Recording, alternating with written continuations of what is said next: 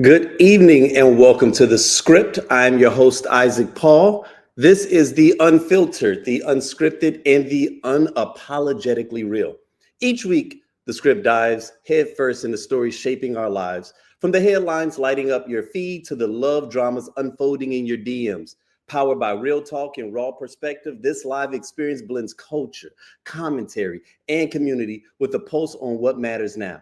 Whether it's politics, relationships, or the internet's latest hot mess, we're breaking it all down with insight, humor, and just enough side eye. This isn't just a show, it's your front row seat to the conversation you didn't know you needed.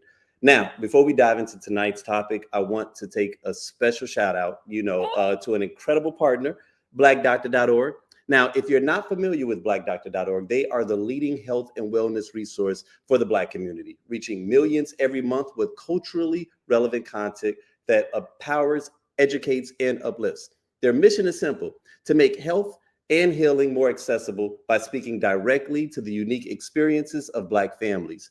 From chronic illness to mental health, nutrition, and self-care, blackdoctor.org is about talking and taking control of our well-being with information we can trust and voices that look like ours.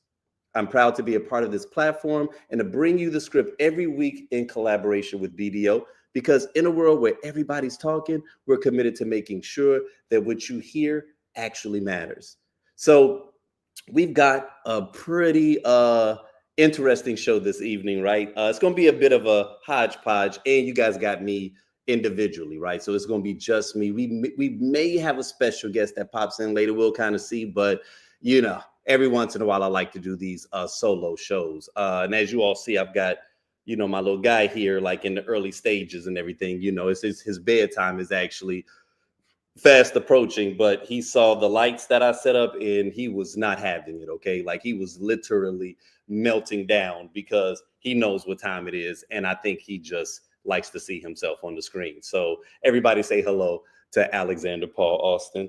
Hey, oh, really? Okay, look, see, wave, you go wave. Whatever, bro.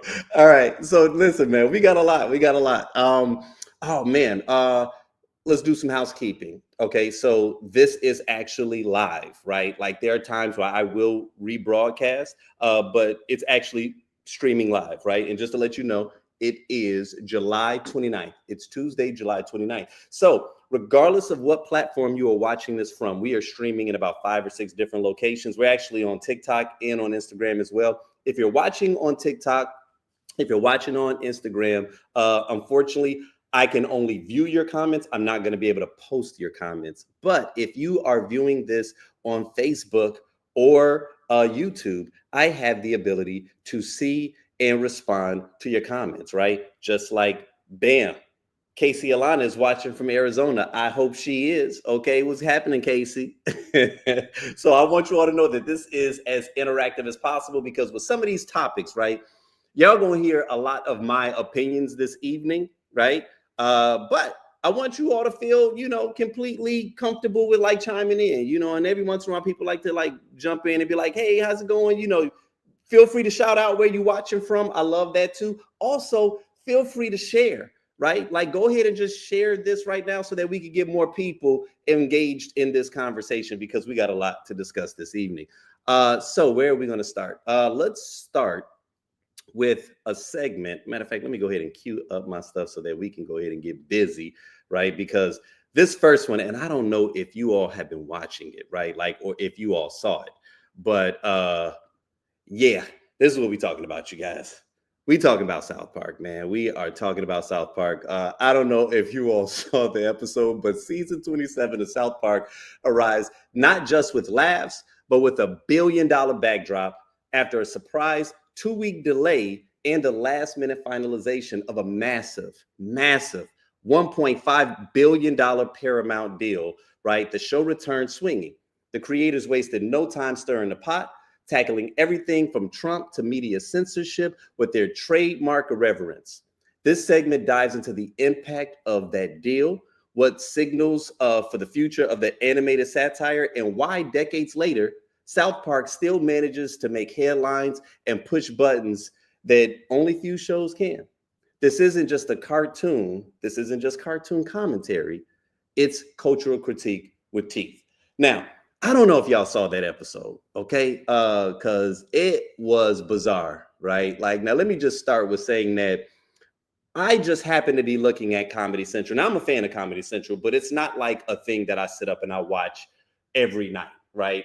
But Josh Johnson, it was one of his first times that he was hosting The Daily Show, right? Now, I don't know if you guys follow Josh Johnson, but he's a comedian. He's also a comedy writer. He's been writing with The Daily Show since like 2017.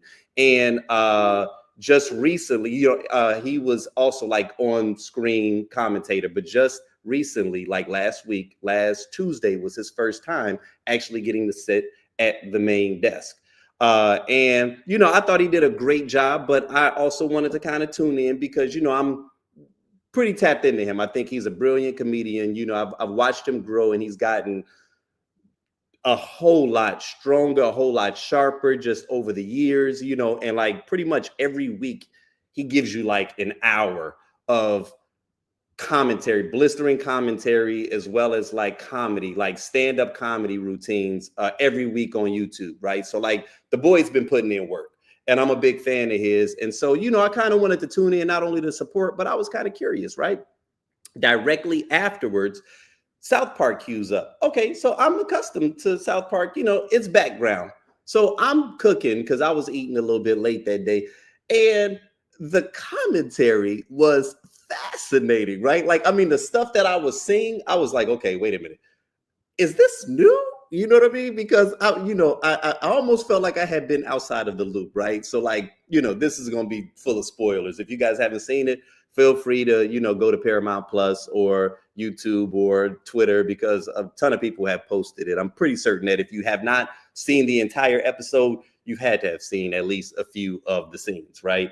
But I tuned in, and the first thing that caught me, so like I'm kind of like OG South Park a little bit. I know many of you all like me have probably seen the movie that came out like a decade and a half ago. And one of the biggest things that they used to have in the movie was Saddam Hussein. They used to always kind of do a parody with Saddam Hussein and this relationship between him and Satan.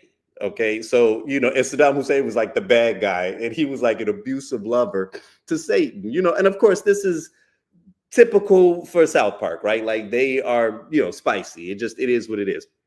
So I saw that he was shifting with Trump, right? And so I was like, oh snap, like they got Trump in the place of that they used to have Saddam, and now he has a relationship with Satan. So it kind of caught me off guard, because I was like, has this been happening for a while? Like, this seems a little edgy, right? And so it was kind of catching me off guard, right? And so the more I'm watching it, the more I'm starting to realize, like, wait a minute, this not only seems new, this seems current, right? Like, because the stuff that they were addressing was like stuff that had happened within the last week, And one of the things that was really catching me off guard was that Paramount. So South Park, of course, just signed a $1.5 billion deal with Paramount. But one of the biggest stories in the news was the fact that Paramount had just announced that they were canceling Stephen Colbert. Now, they said that the reasons were because of financial reasons. They said apparently that they were losing close to $40 million a year, which sounds absurd. And everybody was saying that that's clearly not possible. But one thing that we know for certain is that Paramount was in the process. Two things were happening simultaneously. They were in the process of in the middle of like an $8 billion merger. And also they were being sued by the Trump administration, right? And they decided to settle out of court, even though they went on record as saying that the charges were BS, right? They decided to settle. And, some people felt like the settling was a capitulation, which on several levels, I do believe it was. But I also know it was one of those things where they probably just wanted to kill the storyline, because it was like, you know what, we've got this multi-billion-dollar merger that we want to push through. So they're settling out of court, right? But a lot of people believe that the reason that Stephen Colbert was being canceled was to appease Trump, because he has been a pretty outspoken critic of Trump, right? Which many late night hosts are. And Trump is trying to, it's a constant attack on the First Amendment. And so a lot of people are up in arms because they kind of feel like, okay, this is Paramount making it clear that they are kind of bowing down and kissing the ring, right? So, we're already thinking that Paramount is just in full lapdog mode.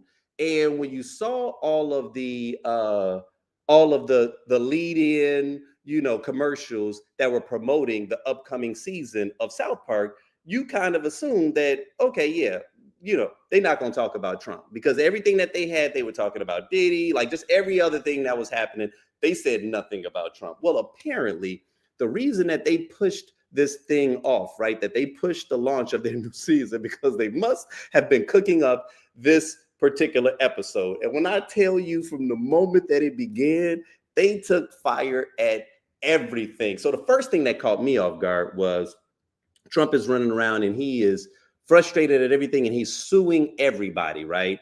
And so what was it, 60 Minutes was reporting on the proceedings, and they had all of the journalists like very apprehensive and very scared to report it. So as they were reported, they would immediately pull back and just be like, yeah, I don't know why they would do that, like, yeah, they must be retarded. It was like throwing out all of these words that they know lean in to like the right wing commentary. So it's just when I caught that, I was like, okay, that's actually really creative. And I appreciated the fact that they weren't taking aim at, American news media. Because, I mean, let's be honest, man. Like, I feel like and I hate to use this word because it's so cliche, but mainstream media has continued to let me down, right? They have continued to let me down. And it's gotten to the point where I don't care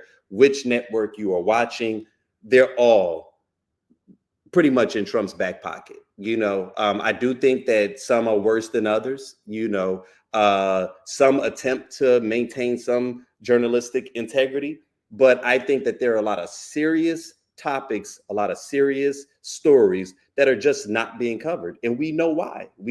Because this is an administration that has made it very clear that they have no problems going after you with the full weight of the justice system, right? Like, they are literally weaponizing our justice system, right? And, kind of turning them into his goons. I mean, like, he's kind of running his administration like a mob boss. Should not be a surprise, because he told us he was going to be a dictator on day one, right? So, of course, this is par for course, right? So, when I'm seeing that South Park was digging in to 60 Minutes and just making fun of all the journalists, I was like, okay, yeah, that's creative. But when I tell you, as this episode continued to go on, it was getting more and more absurd. And it ended in one of the most creative ways that I have ever seen. So they ended up settling out of court, right? Because Trump sues the town of South Park. They end up settling out of court. And in addition to paying, I think, $5 million, they had to do 50 PSAs like that were pro-Trump. Okay. So the cartoon ends, and they immediately go into a deep fake AI of Trump walking through the desert, and he is shedding articles of clothing all the way to the point where he's basically naked. And they went as far as to actually show his penis. Insane, okay? Insane. We're talking on regular TV, prime time. Y'all, when I tell you, I am literally sitting there feeling in the back of my mind like, yo, is this real? Like, can they do this? Because not only were they cussing, but I'm like, okay, they just canceled Stephen Colbert for making a couple of jokes, and y'all gonna go in like this after you signed a $1.5 billion deal? Oh my God. You talk about teeth? Oh yeah, see, look at you. See, look, little man getting tired. Finally. Love you, baby. Tell the people good night. I see he like, whatever. All right, but yeah, so no, man, yo, when I tell you, man, I was I was blown away. It got to the point where I literally had to put the show like on pause. I had to put it on pause because Casey was in the other room working on something, and I was like, okay, I'm gonna have to rewind this because I don't know if I'm just like is it me or was that kind of insane? You know what I'm saying? So they were showing something that was by the time she got finished, they were re-showing it again. And we both sat down and watched it. And I was just like, yo, like these cats are coming out swinging, you know. And so again, you know, I think it's just such a fascinating thing, you know, because to be in year 27, right? And to be moving with that level of just chutzpah, of just balls. You know what I mean? Like, I really have to give them credit. Like, man, I mean, listen, if you guys have seen it, I'm curious to know, like, what were your thoughts on it? You know, got some comments. Angela says she's watching from Baton Rouge. What's happening, Angela? Got the shout outs from South Carolina. Okay, we got Gertrude. What's going on, Gertrude? But yeah, no, I think that, you know, on a personal level, to me, it was satire at its finest. Right now, I do know that there are some people that obviously were offended, you know, and to be very clear, South Park has always been about very biting commentary, satire to the extreme, to the absurd degree. But I think that what I appreciated about it wasn't that it was anti-Trump. It was the fact that they were pushing back. You know, I cannot share enough how I don't want to use the word frightening, right? But we are in some borderline frightening times, and it's not even because of what's happening directly, because Trump doesn't scare me. What frightens me is everyone's capitulation to Trump, right? It feels like day after day, week after week, we are seeing powerful, influential people kiss the ring. And you know, I was telling my wife the other day, I said, you know, it'd be one thing if he was like a Dick Cheney, right? Like, you know, Dick Cheney was one of those guys that he was like a real Thanos character, you know, just quiet, work behind the scenes. It just seemed like the type of dude that talked, you know, low and carried a big stick. You know what I mean? Seemed like the kind of guy you didn't want to get on his bad side. You know, he was an old school bad guy. Trump, to me, has always had a degree of hyperbole attached to him. You know what I mean? And I think that that's what makes him disarming for some people, because he's so out there, you know, he's so bigger than life and bombastic that I think people have always felt very comfortable with kind of, you know, downplaying him, right? Or dismissing him, because in their minds it's kind of like, yeah, it's just Trump. You know, I feel like that's how people that aren't deep MAGA but still voted for him because they just felt like, well, I'd rather have him than, you know, a black woman. That was their thinking. They don't see him for how dangerous I believe he really is. You know what I'm saying? So I think that people have a tendency to just kind of like downplay him. They don't take him as a serious threat. In some instances, I'm not afraid of him directly because I don't think he is shrewd enough to really be able to take things across the finish line. What frightens me is the apparatus that surrounds him, right? The people that actually put Project 2020 together, right? 2024, 2025 together. And then also the people that enable him.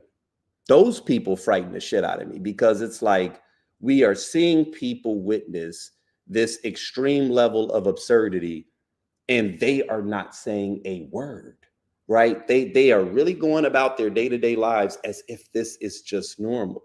And it's, for me, it's one of the biggest gaslights that I've ever personally experienced. It's to just watch everybody walking around acting like this is normal. And I know good and hell well that if that was a person with a complexion similar to mine in that White House, oh, it would have been January 6 times 10, right? So when I watch this and I'm watching people that I seemingly think are sane, right? Rational individuals, not ringing the alarm, not seeing anything weird with what's happening, even just the stuff that's happening with this continuing Epstein gate and how he is trying his hardest to sweep that under the rug. And everybody that was so up in arms about it just a week and a half, 2 weeks ago, are slowly starting to mosey along and grabbing a hold of this new bait, right? Of, them trying to blame Obama for treason and, oh, they was weaponizing the justice system and they were doing this and, and the Russia collusion and all of that was a hoax. And I'm like, first off, that was like 8+ years ago. And the Epstein stuff is right now. And the fact that he is able to do this little do-si-do and I'm watching everybody bite a hold of it, it's like, oh, wow, this is like even just reporters asking him these questions and going along with it. It's like, what the hell is happening right now? You know what I'm saying? And the only voices that you see are a couple of, maybe courageous, if we want to call them that, influencers screaming into the void, right?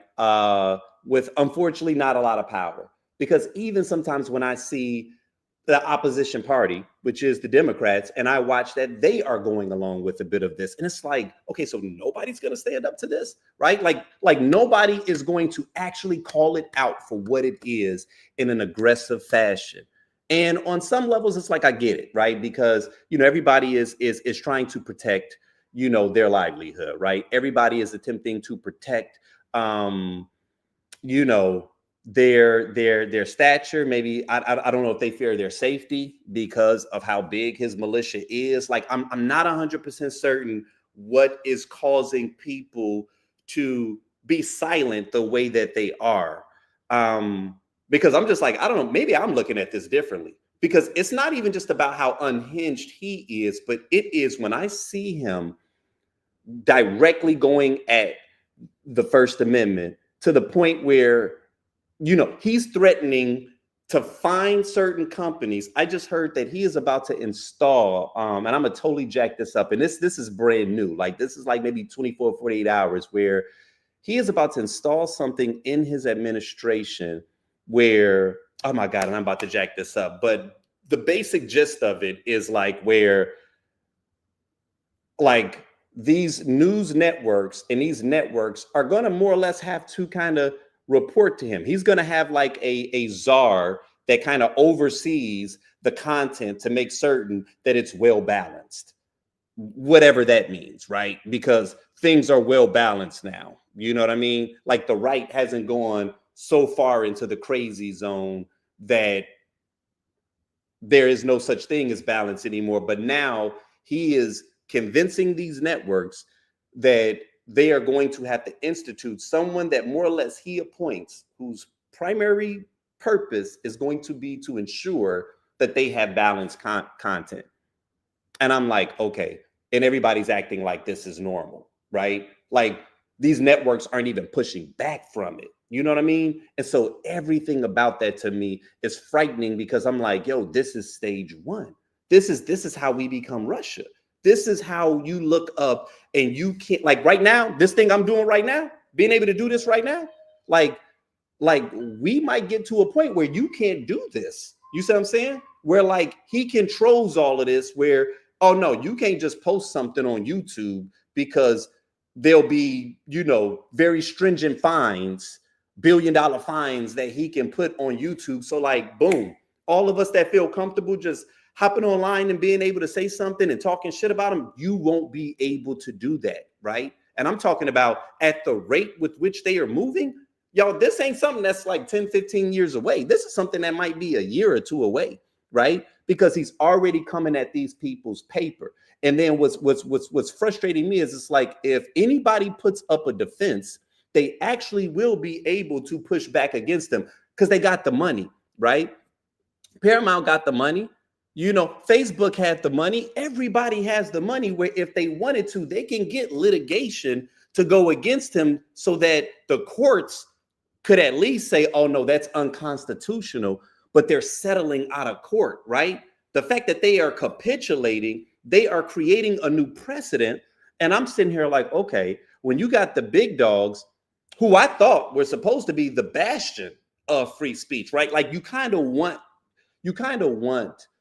the ability to be able to say what it is that you want to say without fear of retribution. So I would think that I would think that these news networks would be vehemently pushing back. Like to me, this is the hill to die on, because if you don't have this, then what is the purpose? What's the value of your network if you don't have this, if you don't have the freedom to be able to share what you really like? This is, and I get it, y'all, it hasn't been journalism for a while, but just to see it happening right in front of our face and to see no pushback whatsoever, it's like, oh shit, I thought it was going to be a little bit more of a fight. I really thought it was going to be a little bit more of a fight. I did not know that they would just bow down, right? And I think what freaks me out about it is I'm like, again, if it were a Dick Cheney, I would say, oh, okay, this is somebody that can carry this across the finish line. But Trump is somebody that he gonna fuck it up some type of way, right? Because he's a loose cannon. Just even the fact that he is being implicated as boldly as he is in this Epstein stuff, and we are seeing it. Like, I know that the people that are in charge of Project 2025 got to be thinking, oh, damn, my goodness, you know what I'm saying? Can he just keep it together for a minute? You know what I'm saying? Like, I know they cussing them out in their minds or behind closed doors, right? Because they're so close. They're so close to getting everything that they want. And so when I see these big organizations bowing down to him, I'm like, okay, so y'all don't care about being on the wrong side of history, right? Is it that y'all are really scared? Or is it that you secretly kind of agree with the stuff that he's doing and y'all are actually on board? You know what I mean? See, like, we be looking at them like they're the victims and they're cowards, but it's like, nah, what if they are accomplices? And that's the part that kind of freaks me out when I see all of this stuff occurring, right? And so when I see someone like a South Park giving them the middle finger, it's exciting to just see somebody having the balls to resist what we know is some Gestapo style activity, right? And, to me, it's like people can become more courageous when they see other people standing up for themselves, right? When you use your voice, you encourage other people to use their voice, right? And I'll dig into that a little bit more later, but that's one of the things that I think we have a tendency to do, is that we get into these spaces where we feel like, because you're not powerful, because you don't have a huge following, because you don't have a lot of money, you can confuse that with the ability to influence the future, right? And there are times where, in you just sharing your truth, in you having the courage to speak what's on your mind and to speak what's on your heart and to stand up for what you believe in, you encourage other people to do the same, right? Because a lot of times people are looking at their peers, and when they see nobody else is doing something, and they're like, oh, okay, well, I don't want to go out there and be the only one doing it. You know what I mean? But when they see a few other, you know what? I'll give you an example. There was a popular video that went viral a couple of years ago, and there was this like a festival, and everybody was sitting on like this big massive sloped hill, and it was this one white dude, right? That was just, I can't think of what the artist was that was playing a band, And his white dude is just up there just to dance and just having a good old time and just going crazy, right? Like dancing like no one was watching, as they say, right? And it was funny because somebody was recording them and you can kind of hear them laughing a little bit. And, they probably had the intention of, yeah, I'm going to post this on social media because it just looked like somebody that was just obviously living free, but it looked funny at first. As he's dancing free, another person walked over and saw him and just started dancing, two rhythmless white guys, right? And the other one just started dancing and being free too, right? And then the second that second person joined, then all of a sudden another person was like, oh, that looks like fun. And then they go over there and they start dancing. And I kid you not, within the next 30 seconds, you see a swell of people get up and start dancing. By the end of this video, it's a couple of hundred people just in this area, all having a good time. You almost can't even see the dude that kicked it off because everybody else is now dancing and having a good time, right? And so, when people were talking about what this video was, there's actually a lot of psychological things that was occurring in that, but one of the biggest things that is encouraging to watch and that can kind of stand as a lesson for many is just having the courage to be you and how living in your freedom liberates other people. You have the ability to liberate other people by living in your truth. And it's something that can kind of catch on, right? Like he created an epidemic in his willingness to just be free and to dance and to show who he was. He gave other people the ability to do that too. And then before you know it, you got a groundswell. Well, see, that's how a movement starts, right? The movement don't start because a bunch of people all just agreed together. It normally starts with one person, right? And then it kind of spreads. Then it's like a fire. A fire, an entire brush fire can start by just igniting one leaf. You know what I mean? And so it becomes important that us as individuals, but then also even companies, right? Like utilizes their voice, man, like and leads with their morality and with what they believe in and not just capitulate because in this moment, capitulating is prudent. Because see, I think that's what was happening with Paramount, right? Like I don't even know 100% if it really was just them like saying, I want to bow down. Clearly not if they allowed this South Park episode to fly, right?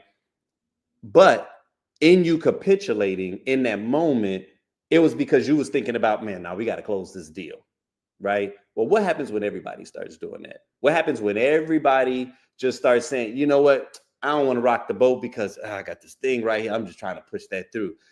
That is, once again, how another habit gets created, where everybody gets comfortable with thinking about themselves and their short-term goals without recognizing that there could be catastrophic results on our inability to stand up for what it is that we believe in, right? Because if we wait until the shit gets real bad, it might be too late at that point, right? And that's, I think, what kind of concerns me a little bit when we do become apathetic. Me and my wife was talking about that the other day, and she was just like, yeah, I noticed sometimes when you will post certain things, on Facebook that, sometimes it might not get the response that, I would expect it to, or even some of the people that respond, while they might engage, you can kind of sense in their tone that, they might be like, like kind of dismissive of it. And she was asking me to say, like, I mean, do you think that like we just caught into it too much? I mean, is this something that we should let go? And I was like, nah, because standing in your truth is never popular. It never is. Standing in your truth is never popular. And I'm not doing it because I think the shit is fashionable. Please believe that there's a whole bunch of things that I could talk about if the goal was just to go viral, right? Like I could literally play into the algorithm if I want to. I clearly have the ability to articulate my thought, right? I clearly have the capacity to, have the showmanship to give a message if I chose to. I've been doing this shit for like 15 years. You know what I mean? Nah. I'm not going to look back and wonder what if I had have used my voice, right? if I look up and I'm living in a future that I can't stand, wishing that I could hop in a DeLorean and go back 5 years and go back 10 years and go back 1 year because I was too busy thinking about the bag or thinking about the next couple of weeks or the next couple of months that I forgot I got a son that's got to live in this next world that's being created based off of decisions that are being made right now.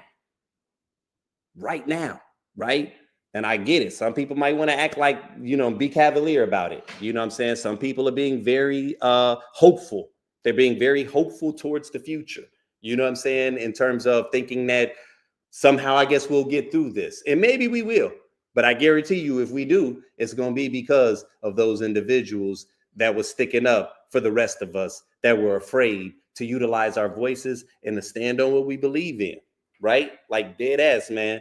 And if there's nothing else that you can do, it is utilizing your voice. That is literally the First Amendment before all the other ones. It is the freedom of speech. It is literally bedrock to what America is. It would not be the First Amendment. See, everybody love to fight for the Second Amendment. They want to keep their guns.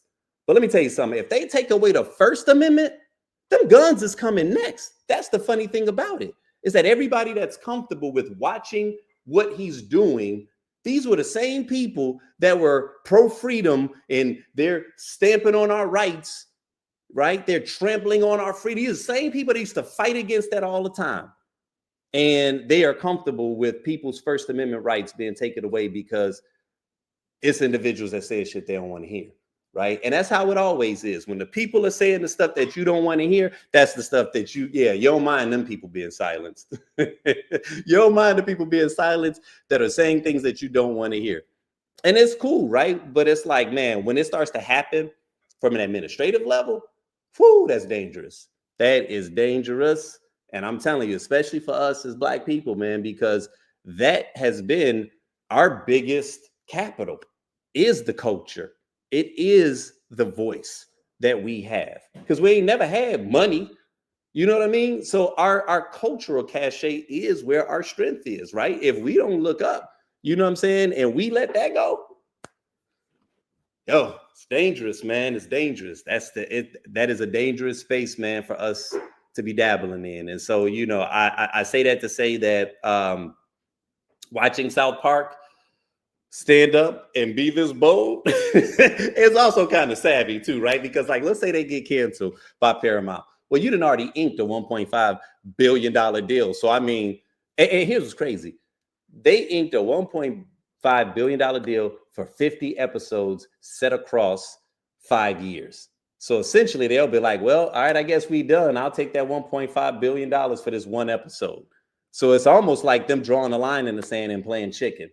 How much do y'all really care about this administration? Are y'all ready to lose $1.5 billion from it? So this is interesting. But like I said, that whole AI deepfake thing, some people pointed out that when it starts, if you look at the top, it says 1 out of 50, which I don't know, and we'll know tomorrow, right? Because they air every Wednesday. We'll know tomorrow. If it says 2 out of 50, that means that every show they plan on running an AI deepfake of Donald Trump.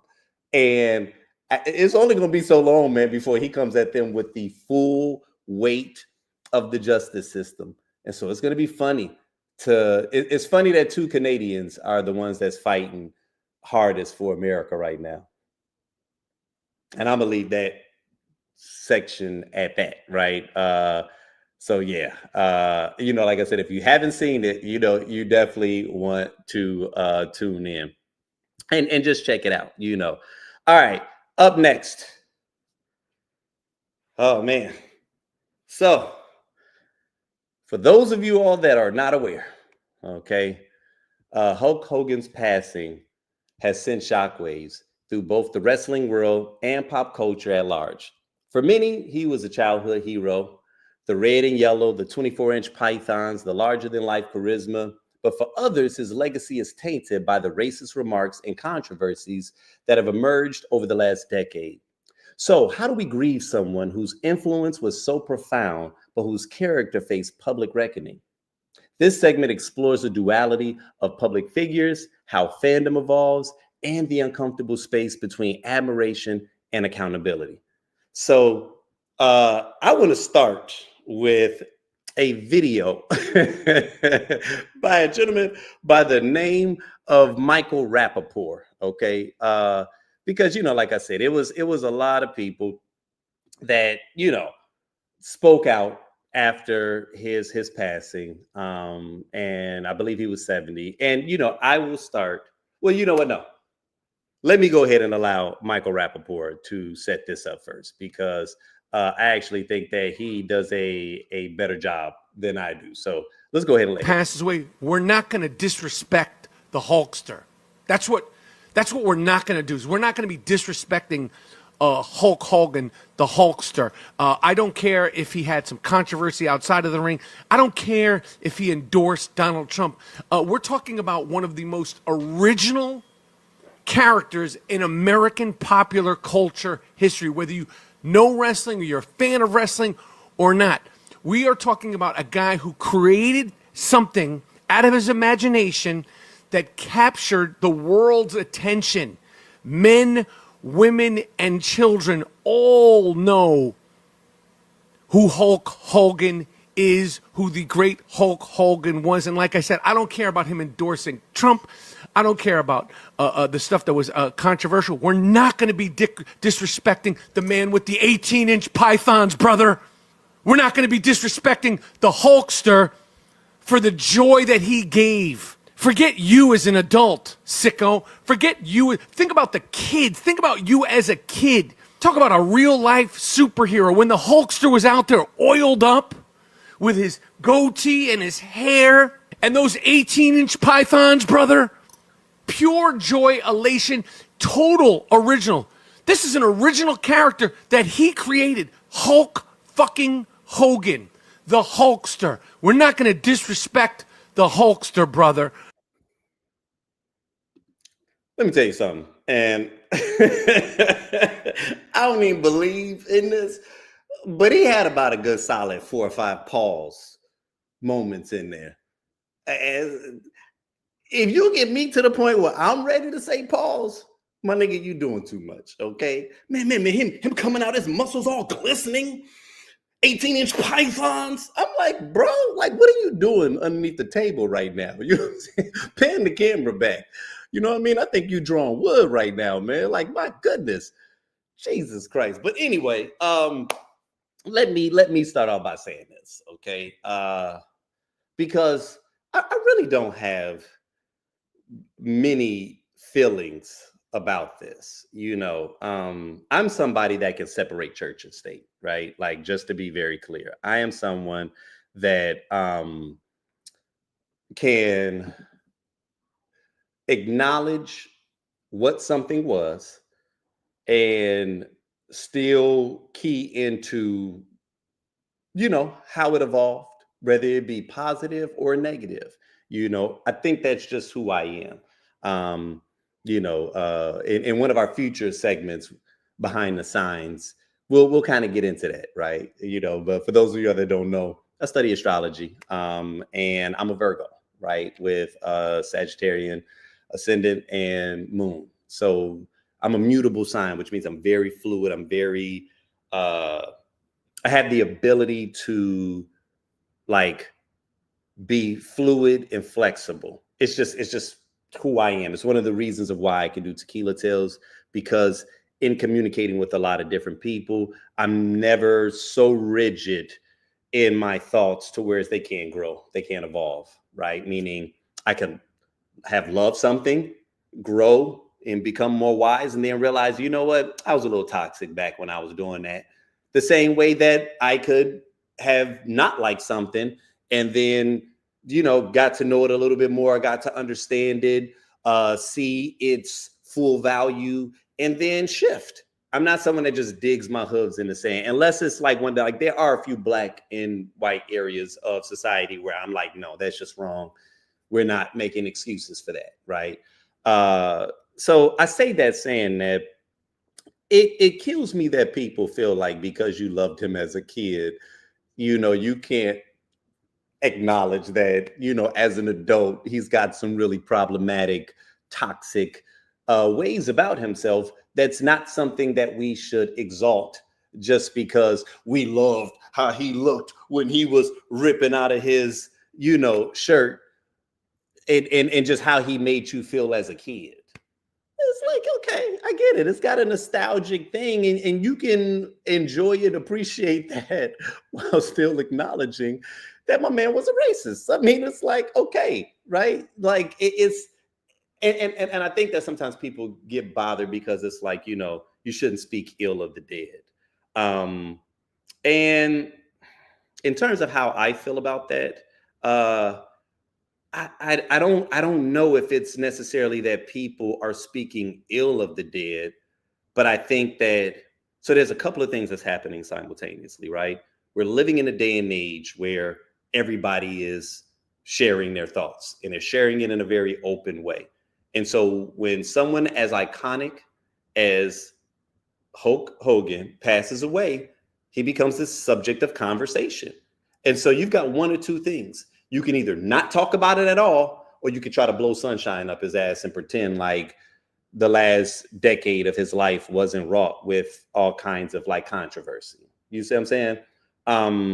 So, it's like inside of this space, if you choose not to talk about him, let me give you all a little clue about how the algorithm works. Pretty much that content that you share is going to fall flat, right?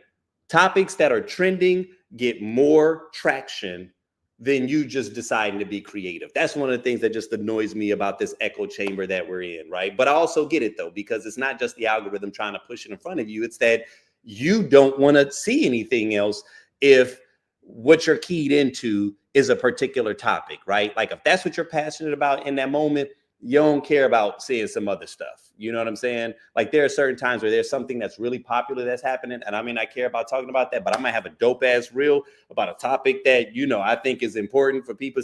I'll post it. It's going to fall flat, right? And it's not just because the algorithm is like, no, I'm not going to share it. It's because the first couple of people that saw it probably scrolled past it because I wasn't talking about the thing that they wanted to see. And so if I'm not talking about the thing that they want to see, in the first wave of people that the algorithm sends it to doesn't respond in a way that makes the algorithm want to share it to more people, then they'll kill it. So everybody's going to talk about Hulk Hogan. Well, if I'm going to talk about him, then I have to talk about him in an open and honest way as to how I perceive his legacy as it stands during this period. So I don't even think that it's always intended as disrespect, more so than just I'm sharing my honest thoughts in this moment. And in this moment, if as a Black person, I was bothered by how my idea and my vision of him has been tainted over the last decade because of certain things that he shared has gotten out, then I have to be given the bandwidth once again because of the First Amendment, right? Freedom of speech. I have to have the freedom to share how I feel about who he was. And that's the good, the bad, and the ugly. You know what I mean? As it relates to how I felt about it, I mean, yeah, I'll acknowledge I was a big fan. I had the WrestleMania sheets on my bed growing up, right? Like I was a Hulk Hogan fan. He was at the top. He was at the top of the food chain for a couple of years. You know what I'm saying? Like where you were just like, oh yeah, like Andre the Giant, Junkyard Dog.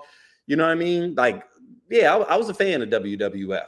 Shit, even started watching it again in college, right? When Goldberg and all of them kicked up, man, me and my buddy, man, we got into that shit, right? So like, I'm not gonna front like I'm not a fan. You know what I mean? But as it relates to, when I heard about the racist stuff, I'll be honest, I ain't surprised because when you see how he looks, have you ever seen that meme where they be talking about anytime they want to talk about like, MAGA or just like what the avatar of a MAGA person looks like? And I don't know if you ever seen that meme where it's like 30 different pictures and it's all like white guys with them same, Ray-Ban glasses on and the little hat with a spray tan or a sunburn, like we know what the avatar looks like of the typical MAGA person. And let's be honest, that is Hulk Hogan. I don't care how much you like or dislike him. In today's world, 2025, oh, I would, oh no, I'd bet the house that he wasn't a Kamala supporter. And I'm just saying, if I just saw him walking out in the streets, I didn't know nothing about Hulk Hogan, and I just saw this man walking out in the streets, I'd be like, oh yeah, he voted for Trump. Just so I ain't surprised, okay? And when the stuff came out, when he had the his reality show and stuff like that, I mean, again, man, it's unfortunate. It's unfortunate. And what do I mean by it's unfortunate? It's unfortunate because in 2025, anybody that has racist that has a racist foundation or bigoted foundation, where they literally are judging people's character based off of their color, their nationality, or anything of that nature, that to me is the epitome of ignorance. Like, you can't be any more stupid than that to really believe that because you were born under a certain race, that somehow that makes you superior, or that because another person comes from a background that's different than you, that somehow that makes them less than you, right? Like it's I have a hard time believing that people actually think that, because it is literally so stupid, and it has been disproven in so many areas that anybody that's holding on to a thought like that, I feel sorry for you, because you're either incredibly misled, or as a result of this thinking, there is going to be a major portion of this world that you just don't get access to, which is the beauty in diversity, right? As much as we will fight for DEI because, we think it's the right thing to do, and because we don't want to be excluded, what's fascinating about it is that companies that are having anti-DEI initiatives, it's actually hurting your organization too, probably even more so. Like, they've done studies on this. They've done studies that the most successful organizations are the diverse ones. So it's fascinating to watch people cut off their noses to spite their own face. You look at all of the economies in America that are the most powerful ones by far. They are diverse economies. They are economies that have a multitude of different races, different nationalities, different ages. And this, I'm not making this up, right? Like, if ridding diversity was really a smart strategy, then the Deep South red states would be thriving right now. But the only economies that are really thriving are like Los Angeles, New York, right? Chicago, Atlanta. When you look at what these cities do versus all the other cities that are like, more homogenous, right? Like when you see what the diverse economies do versus the ones that are just one, it's a stark contrast. And so to be an organization and to not want to tap into diversity, to me, it's stupid.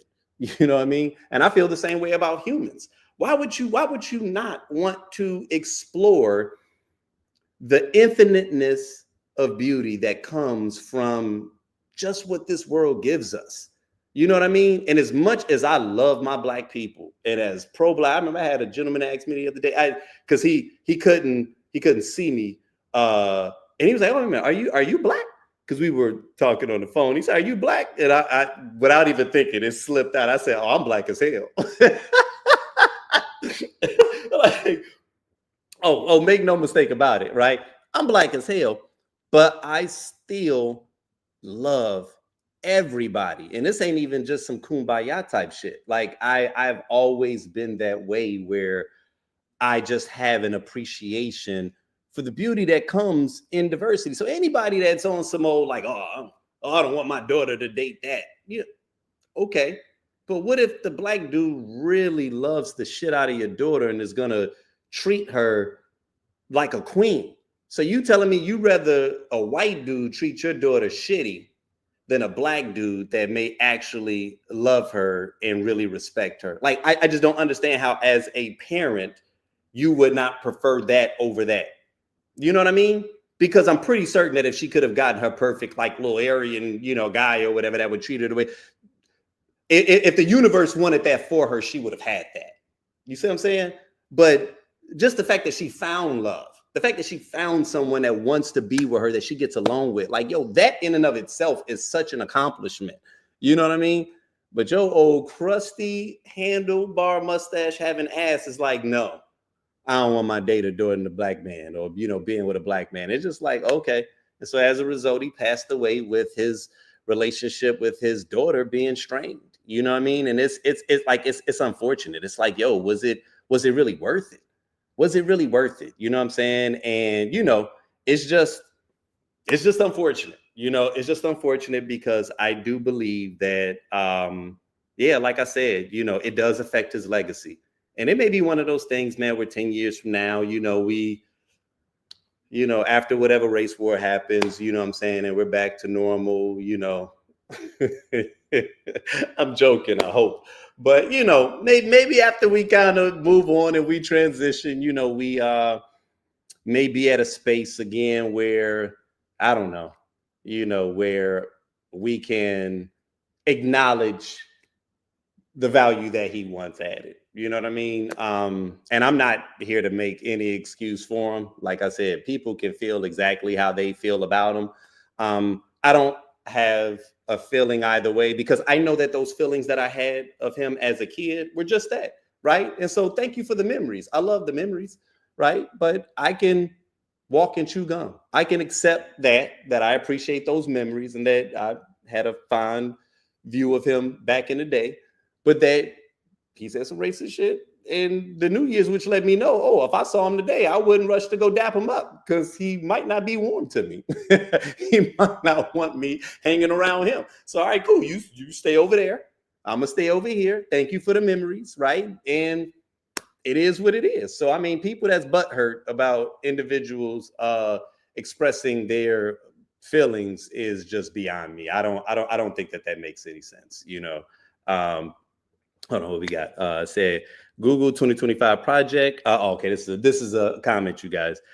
They want to whiten America by getting rid of brown and black people. Our government is 100% MAGA from Trump and Supreme Court. We've got to do something different than what's being done. I totally agree with you, Victoria.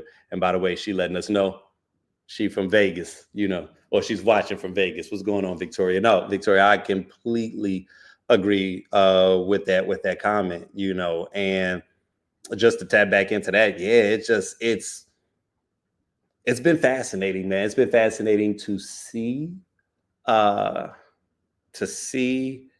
people show themselves, like not just directly, but sometimes indirectly, right? Like showing themselves also by inaction, by not saying anything, because I got a strong feeling that there's a lot of people that aren't saying anything. They understand how absurd all of this is. But what they will not admit openly is that they kind of want to see a little bit of this happen. And it might just be one or two things, right? It might just be like, yeah, you know what? It is too many Mexicans out here, man. And I've been seeing a lot of Mexicans with tattoos and stuff, and they doing, and then you got the black people doing the smash and grabs, man. Like, yeah, we need somebody that's tough on crime. Like, it starts that way. It starts with you believing that it's just you wanting to see somebody that's a little tough on crime, because George Soros got, the Democrats, letting criminals go free to create chaos. So yeah, we need somebody to be tough on crime. And the very people that were tough on crime, and they didn't want to see the Constitution be slashed and burned. They think they just being tough on crime, right? But then it's like I said, like one step, leads to the next step, which leads to the next step, which leads to the next step, and it's one of those things. It's, I think about how people end up in abusive relationships, and it seldom happens because some dude just woke up one day and was like, I'm gonna just beat the shit out of my woman. It normally starts with him being short a couple times. Then it escalates to him being a little too saucy with the tongue. Then it turns into verbal abuse. Maybe calls you out your name, apologizes each time. It's like it's a gradual process. Then maybe one time y'all get into an argument and he don't hit you, but he kind of grab you and just shake you, just and let you know, all right, you know. And then it escalates. You know what I'm saying? It's one of those things. It didn't start off with her being outright abused. It started off in inches. You know what I'm saying? And then you look up and you are a shell of your former self trying to figure out, how did I get here? One step at a time, right? That's actually how all change occurs. I read a book that I love. It's one of my favorite books, Atomic Habits. And that was the basic gist of Atomic Habits, right? It's like how dramatic things can occur based off of incremental changes. Incremental changes over a period of time has dramatic differences. So it's like if you took off on a plane and you're heading in this direction, do you know if you just went 1 degree, just 1 degree off, if you were just 1 degree off course, that ain't much if you only going a mile, right? That 1 degree, all right, that's you probably in the other runway. You know what I'm saying? If that, right? Maybe you just off the runway. But over a couple hundred miles, that 1 degree actually becomes a couple hundred miles difference from where you were supposed to be versus where you end up at. But that was just because of a little incremental thing. This little thing. It don't seem like much, small, but over a period of time, that gap widens. That's how we end up in a fascist society, right? Because y'all ain't saying shit about these freedoms that are being attacked now. And I'm telling you, man, the thing about the right that I will give them props about is like, they be listening to talk radio and they be keyed in. But see, with us on the left, we too busy living life, having fun, having a good time, peace, love, and all that other type of shit. We don't be locked in. We don't be locked in. And when we not locked in, what ends up happening is, like I say, you look up and you like, oh shit, how do we get in the Hunger Games? I don't know if you ever seen that movie, The Hunger Games. Yo, that shit is real, man. That shit is when we sit up and watch these movies like The Hunger Games, and we be thinking that that's like, oh man, oh yeah. It just feels like good content, And it's funny how every day, you see it like, oh shit, this could become that. You know what I'm saying? Like where, they make the loud alarm and all of a sudden people running for their weapons and shit because we trying to figure this thing out. Like dead ass, man. My man literally sent the Marines to Los Angeles. They just went back. Like a week and some change ago to the tune of $135 million is what they spent for nothing. They've been sitting in LA not doing shit, okay? Kicking it, right? But that was him just letting y'all know, hey. And everybody like, well, why would he do that? Yeah, and of course, the military's like, yeah, this is stupid. Okay, yeah, no, that's just one. He gonna do it again too. They gonna say it's stupid again. He gonna do it again too. They gonna say it's stupid again. By the time you get to about the 10th or 11th time, it's like, oh, okay, well, this is just what he wanted to do. Shit, sometimes we just pull up. And then there's gonna be a moment where it's just gonna be normal, right? Now you got military on the streets and shit. I'm trying to tell you, man. I ain't even somebody, man, that's trying to be on it just this. Because this nigga crazy, man, and they are allowing him to do this crazy type stuff, and they are acting like it's not crazy. That's the part that's freaking me out. They are acting like it's not crazy. The entire world knows it's crazy, and that's why every time he goes overseas, you see the way that they're treating him, because they letting America know, hey, we see what y'all on. Yeah, we seen this before. And we sitting here acting like, well, I mean, okay, all right. But just to end off this segment of Hulk Hogan, I showed you what Michael Rappaport said in the onset, okay? Because, certain people just, listen, man, if you like him, you love him, I'm trying to figure out, people still listening to Michael Rappaport and like, for what? Like, what's his shtick? Like, is he coming with, I don't know. Maybe he is. If you watch him, feel free to put it in the chat and let me know. Maybe he said something profound, right? But I thought his shtick died out a couple years ago. Like the screaming, loud, angry guy that is always on the wrong side of issues. It's like, all right, if y'all still want to watch that shit, cool.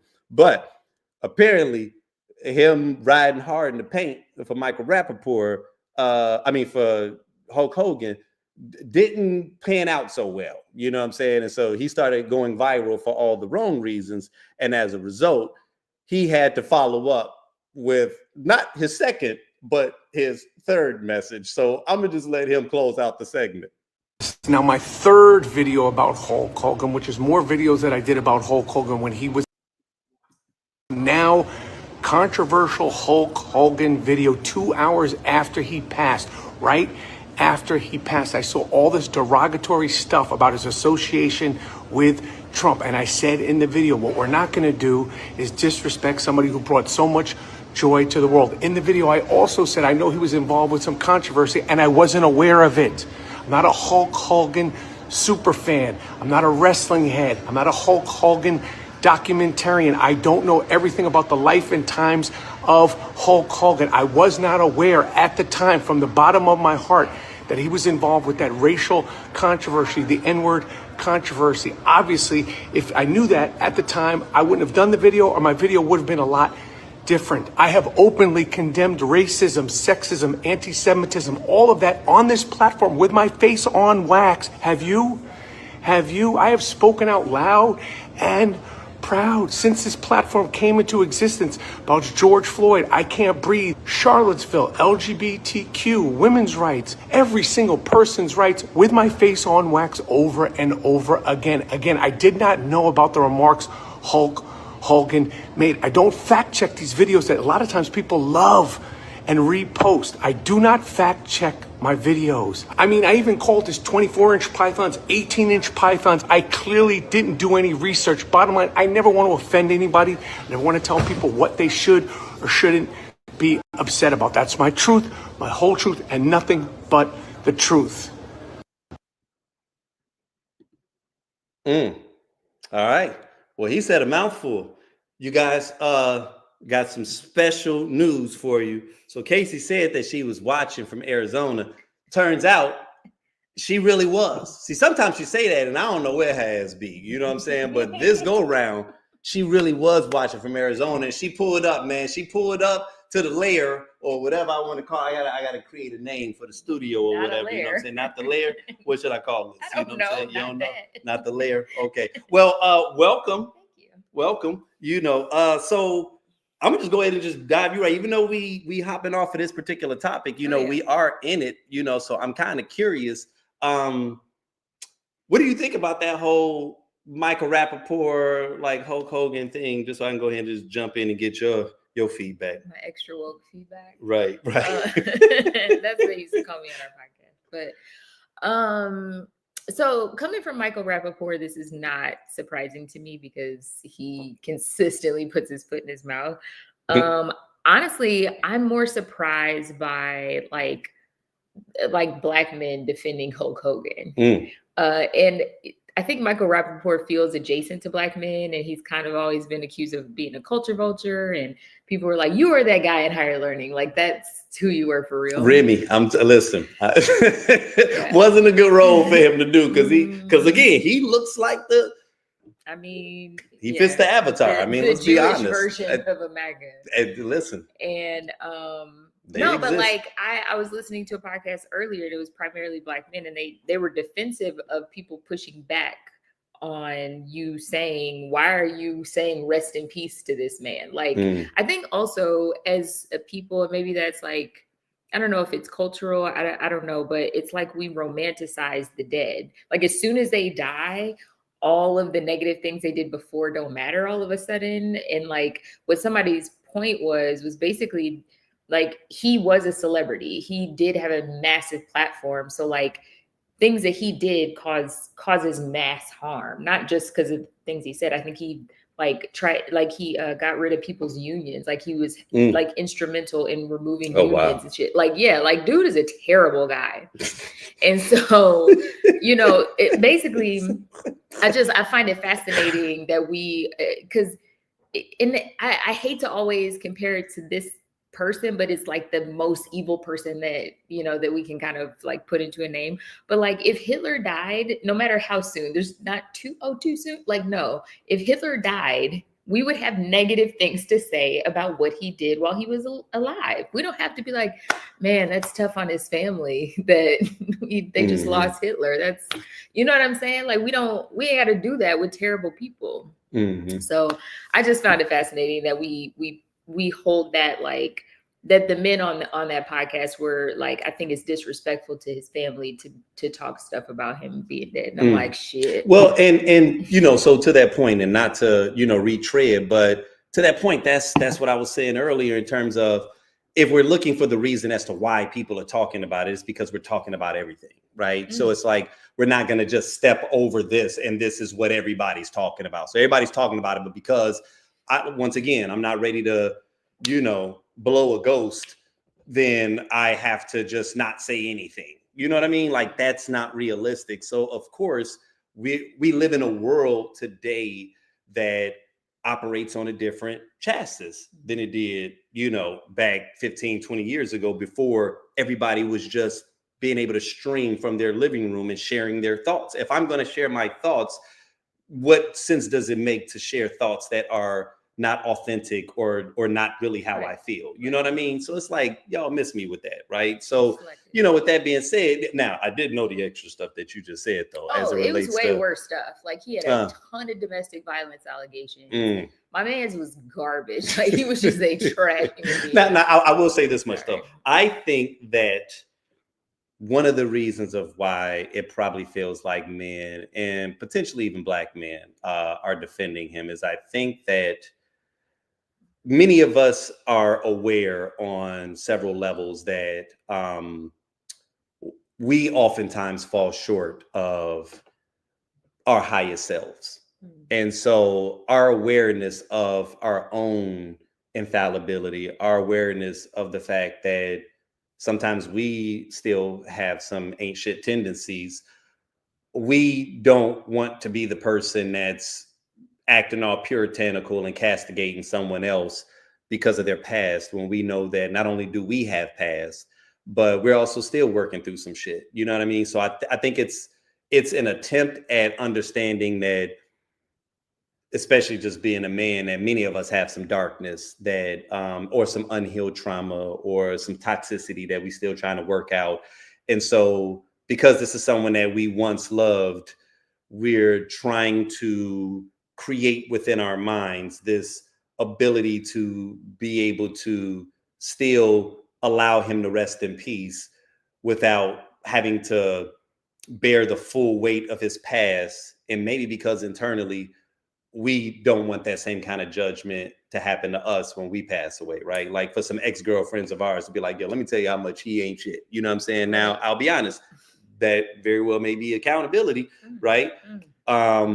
But I think that that's what it is. I don't think it's just really like, man, I got to really defend him. No, I think it's a more internal battle that they are waging with trying to figure out what's their legacy going to look like. You know what I'm saying? When the shit that we used to do back in the 90s and early 2000s catches up with us, you know what I'm saying? And we like, man, I'm a different person now, but man, I mean, that was some shit, man, that was 10 years ago. I'm a whole different person now. You know what I mean? So I think in some instances, that's where the foundation of it comes from.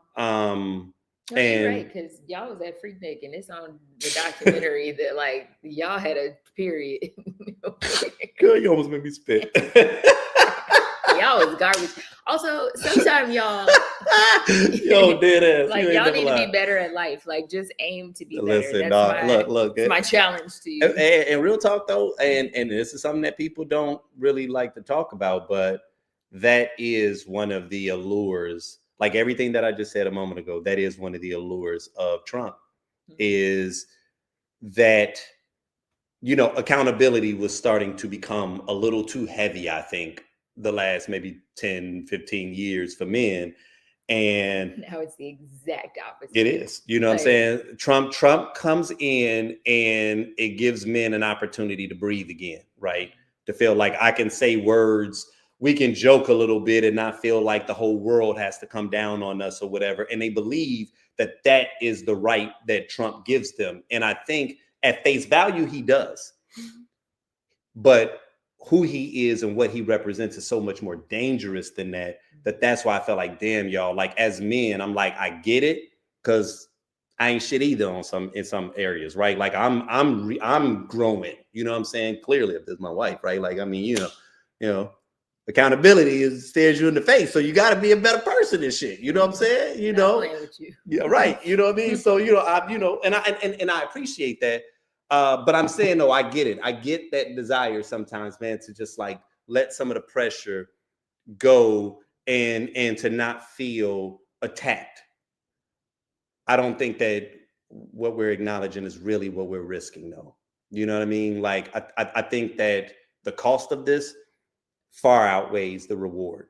You know what I mean? And that's something that we are going to have to get a handle on. Get a handle on. I don't care what side of the political spectrum that you fall on. Like, yo, like really keep tracing this thing down the line, and let's think about where we know this leads. And it don't lead somewhere where we all just like this. These rules that are being changed, this ain't about you being able to use the R word, right? This is about the 1%. And a lot of people that are blue collar, and some of them jobs they get eliminated, but they still need that labor. Now you being incarcerated for bullshit. You know what I'm saying? Like this, man, this. So for all y'all that, man, Kamala ain't a black person. She was locking up black people. And then y'all voted for the person that wants to see your black ass thrown in, not because of weed, but because you could not afford to pay your bills and you got caught up in something. They might make it illegal to not pay a bill. Yeah. I mean, they're already garnishing wages for They're already garnishing wages. Mm-hmm. Shit's real, y'all. That's all I'm saying. Shit's real. Now, this next segment is when an influencer with a modest following walked into a San Francisco cafe expecting a collaboration. She probably didn't anticipate setting off a chain of events that would lead to a viral takedown, the chef's resignation, and the cafe's temporary closure. But that's exactly what happened. In the age of digital influence, clout isn't always about numbers, it's about narrative. This segment breaks down how the incident unfolded, the social media firestorm it triggered, and what it reveals about ego, exposure, and the new rules of engagement between businesses and digital creators. So, right. So this is going to get interesting. Now, for me to just go ahead and just dive in on this for a second, because I'm on TikTok, right? Shout out to TikTok. What's up, TikTok? For those of y'all that are watching, you know what I'm saying? I got a couple people, you know what I'm saying, that's viewing it right now. So that's dope. But I just happened to log into my feed. I think it was like on Saturday. And I saw the video a day after it was posted, right? And it actually compelled me. When I saw, I don't even know what made me look at it. You know what I'm saying? I think because of how many likes it already had. And both TikTok and Threads for me is pretty well curated. So because I don't really follow anyone on those channels, but a few people, when I'm seeing something else, the algorithm knows, all right, this is what he wants to see. So I'm like, all right, let me see what this is. And it was a woman that was sharing a story. So I'm going to go ahead and play the story now. And I think it's important, rather than just to give the overview, to watch how she shared her experience, because then as we dig more into the story, I can kind of just share what I think is the overall impact in terms of like why this is bigger than just an influencer having a disagreement with a restaurant owner. Okay. But yeah, like I said, it was, this one caught me off guard, and I was not prepared. You shared it with me that day. Oh man, because for me, it felt like something that was like bigger than just,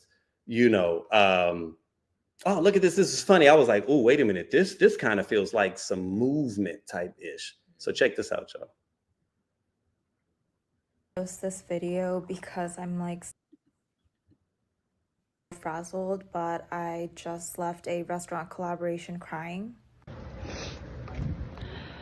I had a TikTok collab with a new restaurant in Hayes Valley that I was really excited for. I had it planned since last week. My reservation was at 5:30, but I went a little early at 5:10, so it was just me. My husband was going to meet me there. When I get there, I'm greeted by the host and I introduce myself, tell him I'm here for the collab, and he was actually the guy I was speaking on Instagram with about it, so we were on the same page and ready to go. I started to film around the restaurant because I like to do that early on when there's less people. And after filming for a bit, I sit down at the table that's prepped for me, and it's a bar counter seat. I'm continuing to film the setup in the kitchen and stuff because it's really cute, but I hear the host and this other guy talking. And this other guy is behind the counter, so it's a small restaurant. He's like 2 or 3 feet away from me, so I can hear everything they're saying.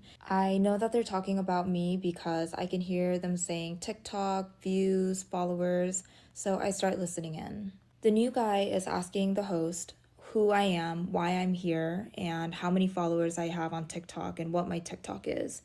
And this guy pulls up my TikTok and says that I have 15,000 followers and I have some videos have millions of views, whatever, and this guy is not happy about it.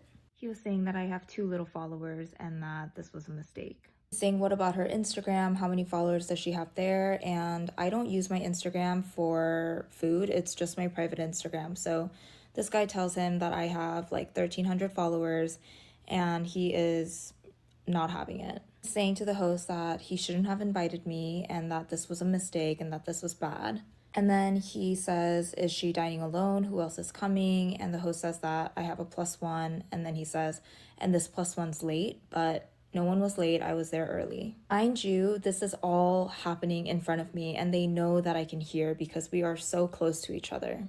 At this point, I am turning red because I'm so embarrassed and I feel really disrespected, but the new guy comes to me and I introduce myself, I shake his hand, and I'm telling him that I'm still excited about this collab. Immediately he says, did you do any research on this restaurant? Do you know what we do? Do you know who we are? And mind you, they're really new, they don't have a website, but I know their menu front and back because whenever I go to a restaurant, I study the menu because I know what I like to order and I want to know what the restaurant is that I'm collabing with. I tell him that you guys don't have a website, but I know you are a wine bar and you serve smaller bites. He is smirking while he's listening to me and saying that I didn't do any research and that he thinks that there's been some miscommunication. He asks for my TikTok, which clearly you've done no research about me as well. And he starts scrolling through and playing my TikToks on full volume at the restaurant. And not even my page, just the page that comes up when you search my name. After scrolling like 2 times, he says to me that he doesn't think my videos are at the level at which he wants his restaurant to be represented. He goes on to say that my audience and my followers are not the kind of people that are going to be at his restaurant. It seemed like he was insinuating that my followers would not be able to afford to eat at this restaurant. Then he says, not to be snobby, but do you know who I am? And I say no, because I don't know who he is. He says he's a James Beard Award recipient or finalist or something, and I'm like, great, like I don't know what to say to that. And he said that his daughter has 600,000 followers on TikTok and that I'm not at that level. He keeps going on. He says that my cooking videos are homey, but he doesn't think I understand what they do at that restaurant. At this point, I'm crying and I want to get out, so I tell him that I'm no longer interested in doing the collab. I tell him that I felt disrespected because they were talking about me right in front of me and belittling my work. And he tells me that he was offended because I came in and didn't introduce myself to him, which is weird because usually during restaurant collabs, the host comes and greets you because there's a lot of people at the restaurant, you don't know who the owner is or you've never seen their faces most of the time. And now it's 5:30 and my husband comes into the restaurant and he's like, hi everybody, because he doesn't know what's going on. I tell my husband that we're gonna leave and we're not eating here, and I tell the owner that I will be taking note of this because I want to be an advocate for micro-influencers, especially in the Bay Area food scene. You don't need to have 1 million followers to be respected or feel like you're making a difference. I love spotlighting small businesses, and I want to continue to do that and have fun. Okay. So, Casey, I'm gonna let you lead on that. What what were your thoughts on that? Like even when I sent it to you, because I just sent it to you and I was like, check this out. So I didn't give you the commentary initially because I was curious to see if you were going to view what it was that I viewed. But what was your initial thinking when you first saw that? I didn't really know what to think. I didn't like the scenario. I thought it was messy. I thought what they did in front of her was pretty abhorrent. I mean, like as somebody who's like a specialist in customer success, customer service, all of those things, like there's so many ways he should have gone about that. It's like once you make that commitment, whether you did or whether your employee did or whatever, you stick with it. Like you just honor it, you're graceful. You know, in moving forward, you kind of reprimand your employee, like, look, if they don't have this, this, and this, you know, we can't really afford to be giving away free food to, you know, X amount of influencers. Like they everywhere, right? So like it's fine if that's your position, but like to say it in front of her, to belittle her, like that's messy. And but what I appreciated that she didn't even bring up the name of the restaurant. She was just kind of airing her grievance. But once I saw the comments, I saw like y'all found that restaurant. So Okay. So what I'm gonna do is I'm gonna go off the beat a little bit from where I was naturally going to take this, but you know, I always do a segment that I like to call "Stay Out of the Comments." And so this really was not intended to be a stay out of the comment type of a thing, right? But in a moment, I'm going to share what, you know, the response to this was, right? Because I think that that's important, you know, just so that you all can know. Now, before I dig too deep into that, I'll share how I felt before we really realized what the results was. Because when I saw this particular video, at the time of me seeing it, it was under 24 hours old. So this was fresh. Okay. When I saw it, when it crossed my news feed in under 24 hours, it was already at 16.5 million views on TikTok. It had 1.5 million likes. It had over 40,000 comments. You know what I'm saying? Shares in the hundreds of thousands. I guess she got enough followers now. Oh, listen. And so she said that they was roasting her because she only had 15,000 followers. Well, at the time, she had about 280,000 followers, right? So I'm sitting here like, oh shit, did she just get put on? You know what I'm saying? Like Shorty just got put on. Now, you all saw the video. She did not share the name of the cafe. She just, you know, she might have said like, oh yeah, the person said, do you know who I am? I got a James, but she's sharing the situation. She even said, I don't even know if I'm gonna keep up this post or if I'm gonna post this, right? I know, and I'm gonna say this as not even as an influencer, because I might influence some people at times, but I'm not an influencer, right? But I remember a period when I was attempting to hop back into a corporate space, but I was going into a new industry that I didn't have a lot of experience in, but I knew I could kill it, right?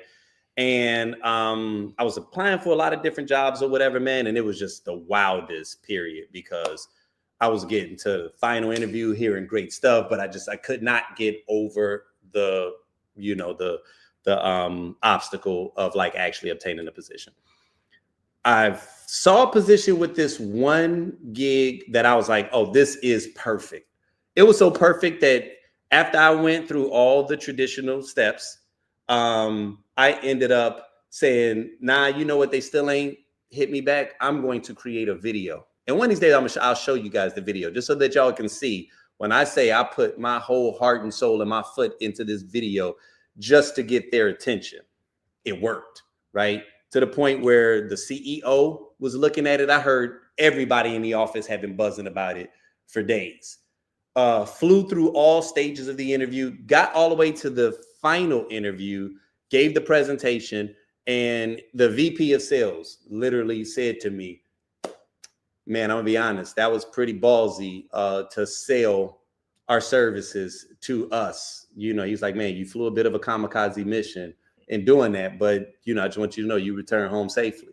So I'm just knowing, like, oh snap, like I just killed it. You know what I'm saying? I just knew, like, okay, job is mine.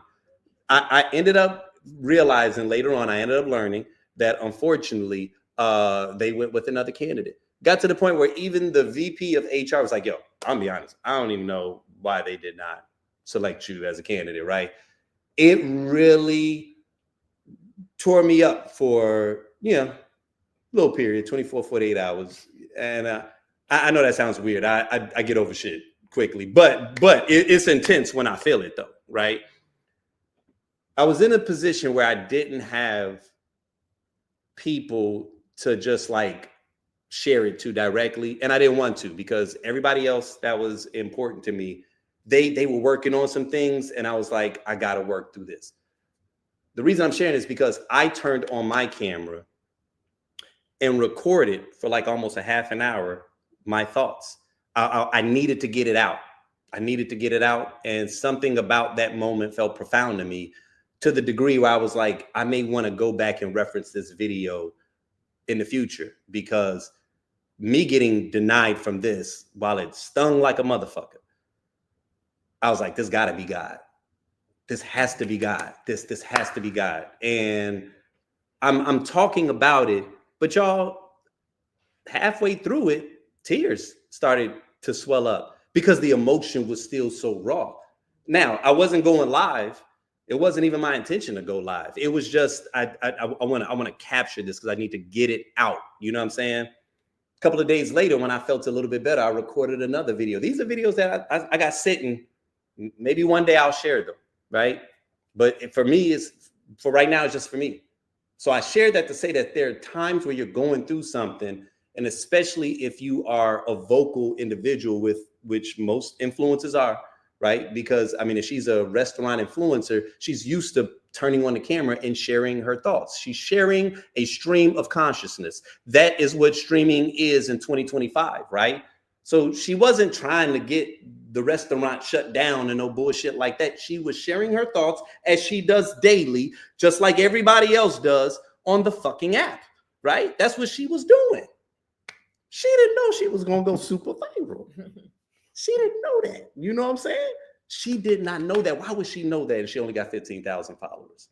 Right now, I'm streaming through an account that has 25,000 followers or 24,000 followers. So I have a larger following now than she did a week ago when she made this video.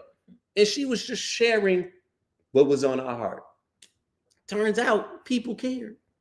And turns out them internet niggas, man, they do not play about it. They don't play. And they went and found out who the perpetrator was, right? And so what I saw was all of these metrics, and all I'm thinking is, oh my God, this is about to be a shitstorm for this restaurant. Yeah. Because I'm like, you did not treat her with respect because you thought her voice and her influence wasn't big enough. It's too small. Also, just like as a side mission, I feel good knowing like the internet is like the CIA, because I feel like the CIA and the FBI are about to like be demolished. We're gonna have like no intelligence or spies. Right. But like we could hire these dudes off the internet, or these. Actually, they're probably women. Like women, if you start dating. Okay, sorry, another side mission. So when I started this new job, same job, different manager. My girlfriend looked his name up on LinkedIn. We're talking. She's like, yeah, he's an alpha, so he's probably going X, Y, and Z. I was like, what? Like, how do you She had all the tea. She had all the tea. Yeah, anyway. So point is, continue. Probably a woman, right? Yeah. And so another guy I follow on TikTok, Tizzy Entertainment, which I know you guys know this guy. He's like a big burly white guy with a beard that be out and racist. Like, and he'll do it is is he'll let people know, all right, South Carolina, I need y'all to pay attention. Who is this guy, right? Like, Do your thing, internet. And they do it, Yeah. and justice be met. Like, this dude is, you talk about an ally, this guy's need to be on the Wikipedia page. Right now, but I'm with it. Right, Like, right. He's been consistent, but like I said, people, we got, but I think that what I found so compelling just in the moment for me, it was how, similar to what I was saying earlier, the power of your voice and how easy it is to assume that because you don't have a big following, because you don't have a lot of money, because you don't have some fancy title, that you're not influential. Like, we've thrown around the word influencer so much, and we've allowed social media to, commodify this particular word to mean something different. And now, if you're an influencer, it's because you're like, hey guys, I'm Isaac Paul with the Tequila Tales. And the reason I'm here today is because I'm like, no, that's a content creator, right? Like, they were throwing around influencer a little too liberally. You know what I mean? But everybody has the potential to have influence, if at the very least in your circle. You know what I mean? And with the way that this algorithm works nowadays, it's not like, oh, you got to have 1 million followers in order to get a message out. Like, no, there's sometimes where the thing you said is hitting, that algorithm realizes it, and they push it out there. And the lightning struck for her in this moment, and it was not a good thing for the business. And it was just something that I sensed from the jump. But just yesterday, you shared this with me, and I was like, oh, well, would you look at this? I'm a Bay Area TikTok influencer. Restaurant owner, his job. Kiss Cafe in Hayes Valley is being bombarded with negative reviews online after a woman shared a tearful video about a rude interaction she claims she had at that restaurant. KTV's Christian Captain joining us live from Hayes Valley with more on this restaurant being closed tonight. Christian. Yeah, we spoke very briefly in just the last couple of minutes with the remaining owner from Kiss Cafe, which is actually open tonight. The restaurant, though, does say that it will be closing its doors to try to regroup following all of this, and after parting ways with that other owner and chef who they say, who at least a social media influencer rather, says treated her poorly. I don't know if I'm going to post this video because I'm like still shaking and I feel so frazzled, but I just left a restaurant collaboration crying. That's how Bay Area influencer It's Carla Beebe began her now viral post. In the 5-minute video, she told her story, but didn't name the restaurant. We've since learned that she set up a collaboration with Kiss Cafe in the city's Hayes Valley neighborhood. In her post, she said when she got to the restaurant, initially the staff treated her well. But then she said one of the owners began discussing her relatively low social media following loud enough for her to hear, and eventually told her that she didn't have enough clout to be considered for a collab. The new guy is asking the host who I am, why I'm here, and how many followers I have on TikTok and what my TikTok is. And this guy pulls up my TikTok and says that I have 15,000 followers. He was saying that I have too little followers. And that post has now gone viral, viewed more than 15 million times. And Kiss Cafe has faced a storm of angry netizens. The restaurant's ratings taking a hit with a series of 1-star reviews. The restaurant finally posted on social media that the chef's behavior was unacceptable and that he's no longer a part of the team as co-owner, a chef, or in any other way. Sean Fletcher is a PR professor at San Jose State University who said the initial interaction and the influencer's post had all the elements to go viral. When you breach a agreement, whether it be a handshake agreement or a verbal agreement, now you have given a social media influencer ammunition that aligns with what the power of social media seeks. It seeks a storyline. It's Carla Beebe followed up her original post with another just a day later, saying she'd received a lot of support and caring messages. And to the restaurant, I'm really hoping that they are open to taking accountability and learning and growing from this experience. As to the future of Kiss Cafe, at this point, the restaurant has said it would be closing and restructuring. Public relations expert Wow. Wow. Right? Wow. So, when I saw that, I was just like, okay, this is not a game. You know what I mean? And I figured an apology, it is what it is. But no, clearly the fallout was so dramatic that they were like, okay, not only gonna have to close a couple of days so that we can, I mean, they probably gonna change the name. They'll rebrand. They're gonna have to rebrand, right? And he had to step down. It's his damn rep. Like, this is worse than the astronomer thing. The astronomer thing, at least he was the CEO. This his damn business. And they like, oh yeah, the other partner. The other partner was probably a 10% owner. And they, hey, bro, you got, hey man, it's been good, but they've been open for like a week. And he may end up being like a silent partner or whatever, you know what I'm saying? Whatever. Who knows how it's gonna play out. But when I saw that, I was like, man, listen, what do they say? The dildo of justice often is not lubricated. That's what they've been saying on the internet. Who's been saying that? That's what they've been saying, man. The dildo of justice seldom comes lubricated. I'm telling you, look, Threads goes in, okay? You don't know on Threads. Why would I say that? You know what I'm saying? But when every time I see it, I'm like, damn, that's hard. Oh, I'm telling you, man, it's some brilliant people on Threads. Okay, I agree with that. Now, I told y'all a moment ago that this was stay out of the comments, right? Because when Casey sent me this, she sent it through a platform whose name I won't say, right? But it is one that is probably 95+% Black people that watch this. Okay. And it's one of the bigger ones. It's not the biggest one, but it's one of the ones that if I said the name, you'd be like, oh yeah, okay. So I just happened to see the comments, y'all, and I'm gonna just run through a couple of them just so that you all can see that regardless of how Casey felt, regardless of how I felt, having seen, the full video, this is how people felt about it, right? I really, really missed the 90s and early 2000s, which to me is straight wild to say that, because what that got to do with the price of tea in China? You know what I'm saying? But okay, they'll keep going. Why is this on the news? Shaking my head. This is beyond ridiculous. I'll be so glad when this social media attention-seeking shit is over with. Ma'am, you're not that important. LOL. Please humble yourself. Whew. Tough room. I'm shaking because a chef didn't respect my follower count enough. That generation is so soft.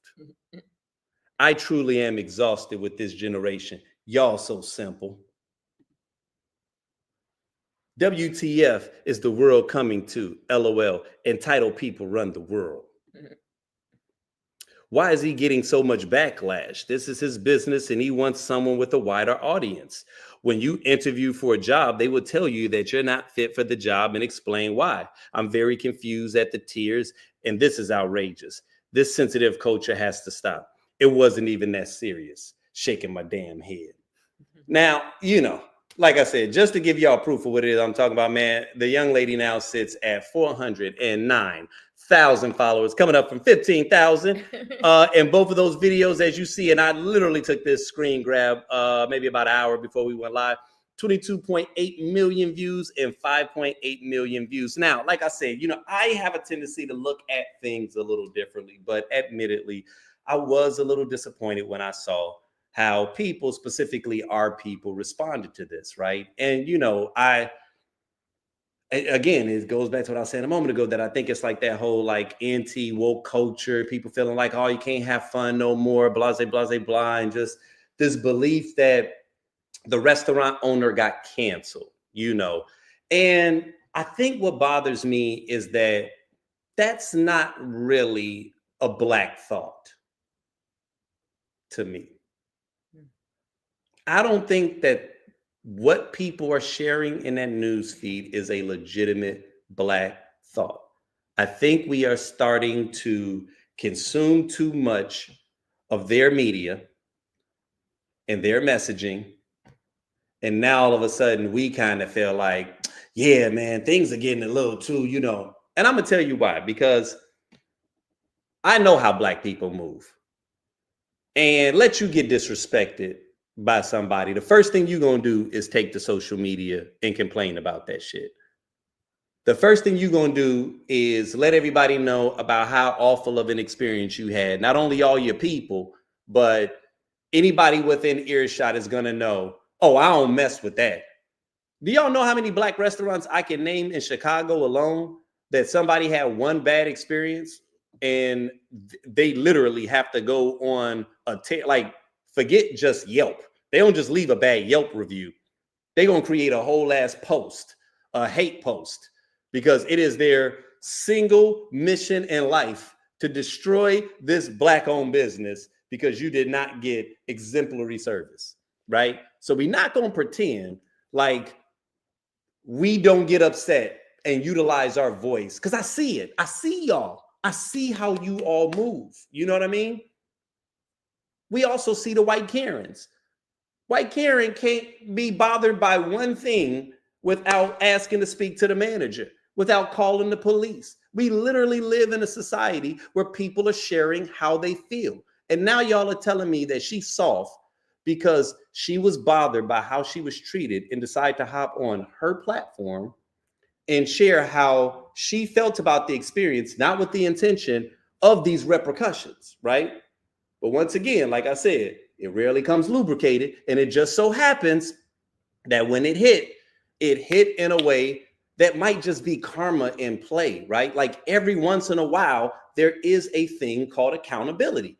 And sometimes you're on the tail end of that accountability, right? Sometimes you do something without the expectation that, how we say, your mouth wrote a check that your ass can't cash.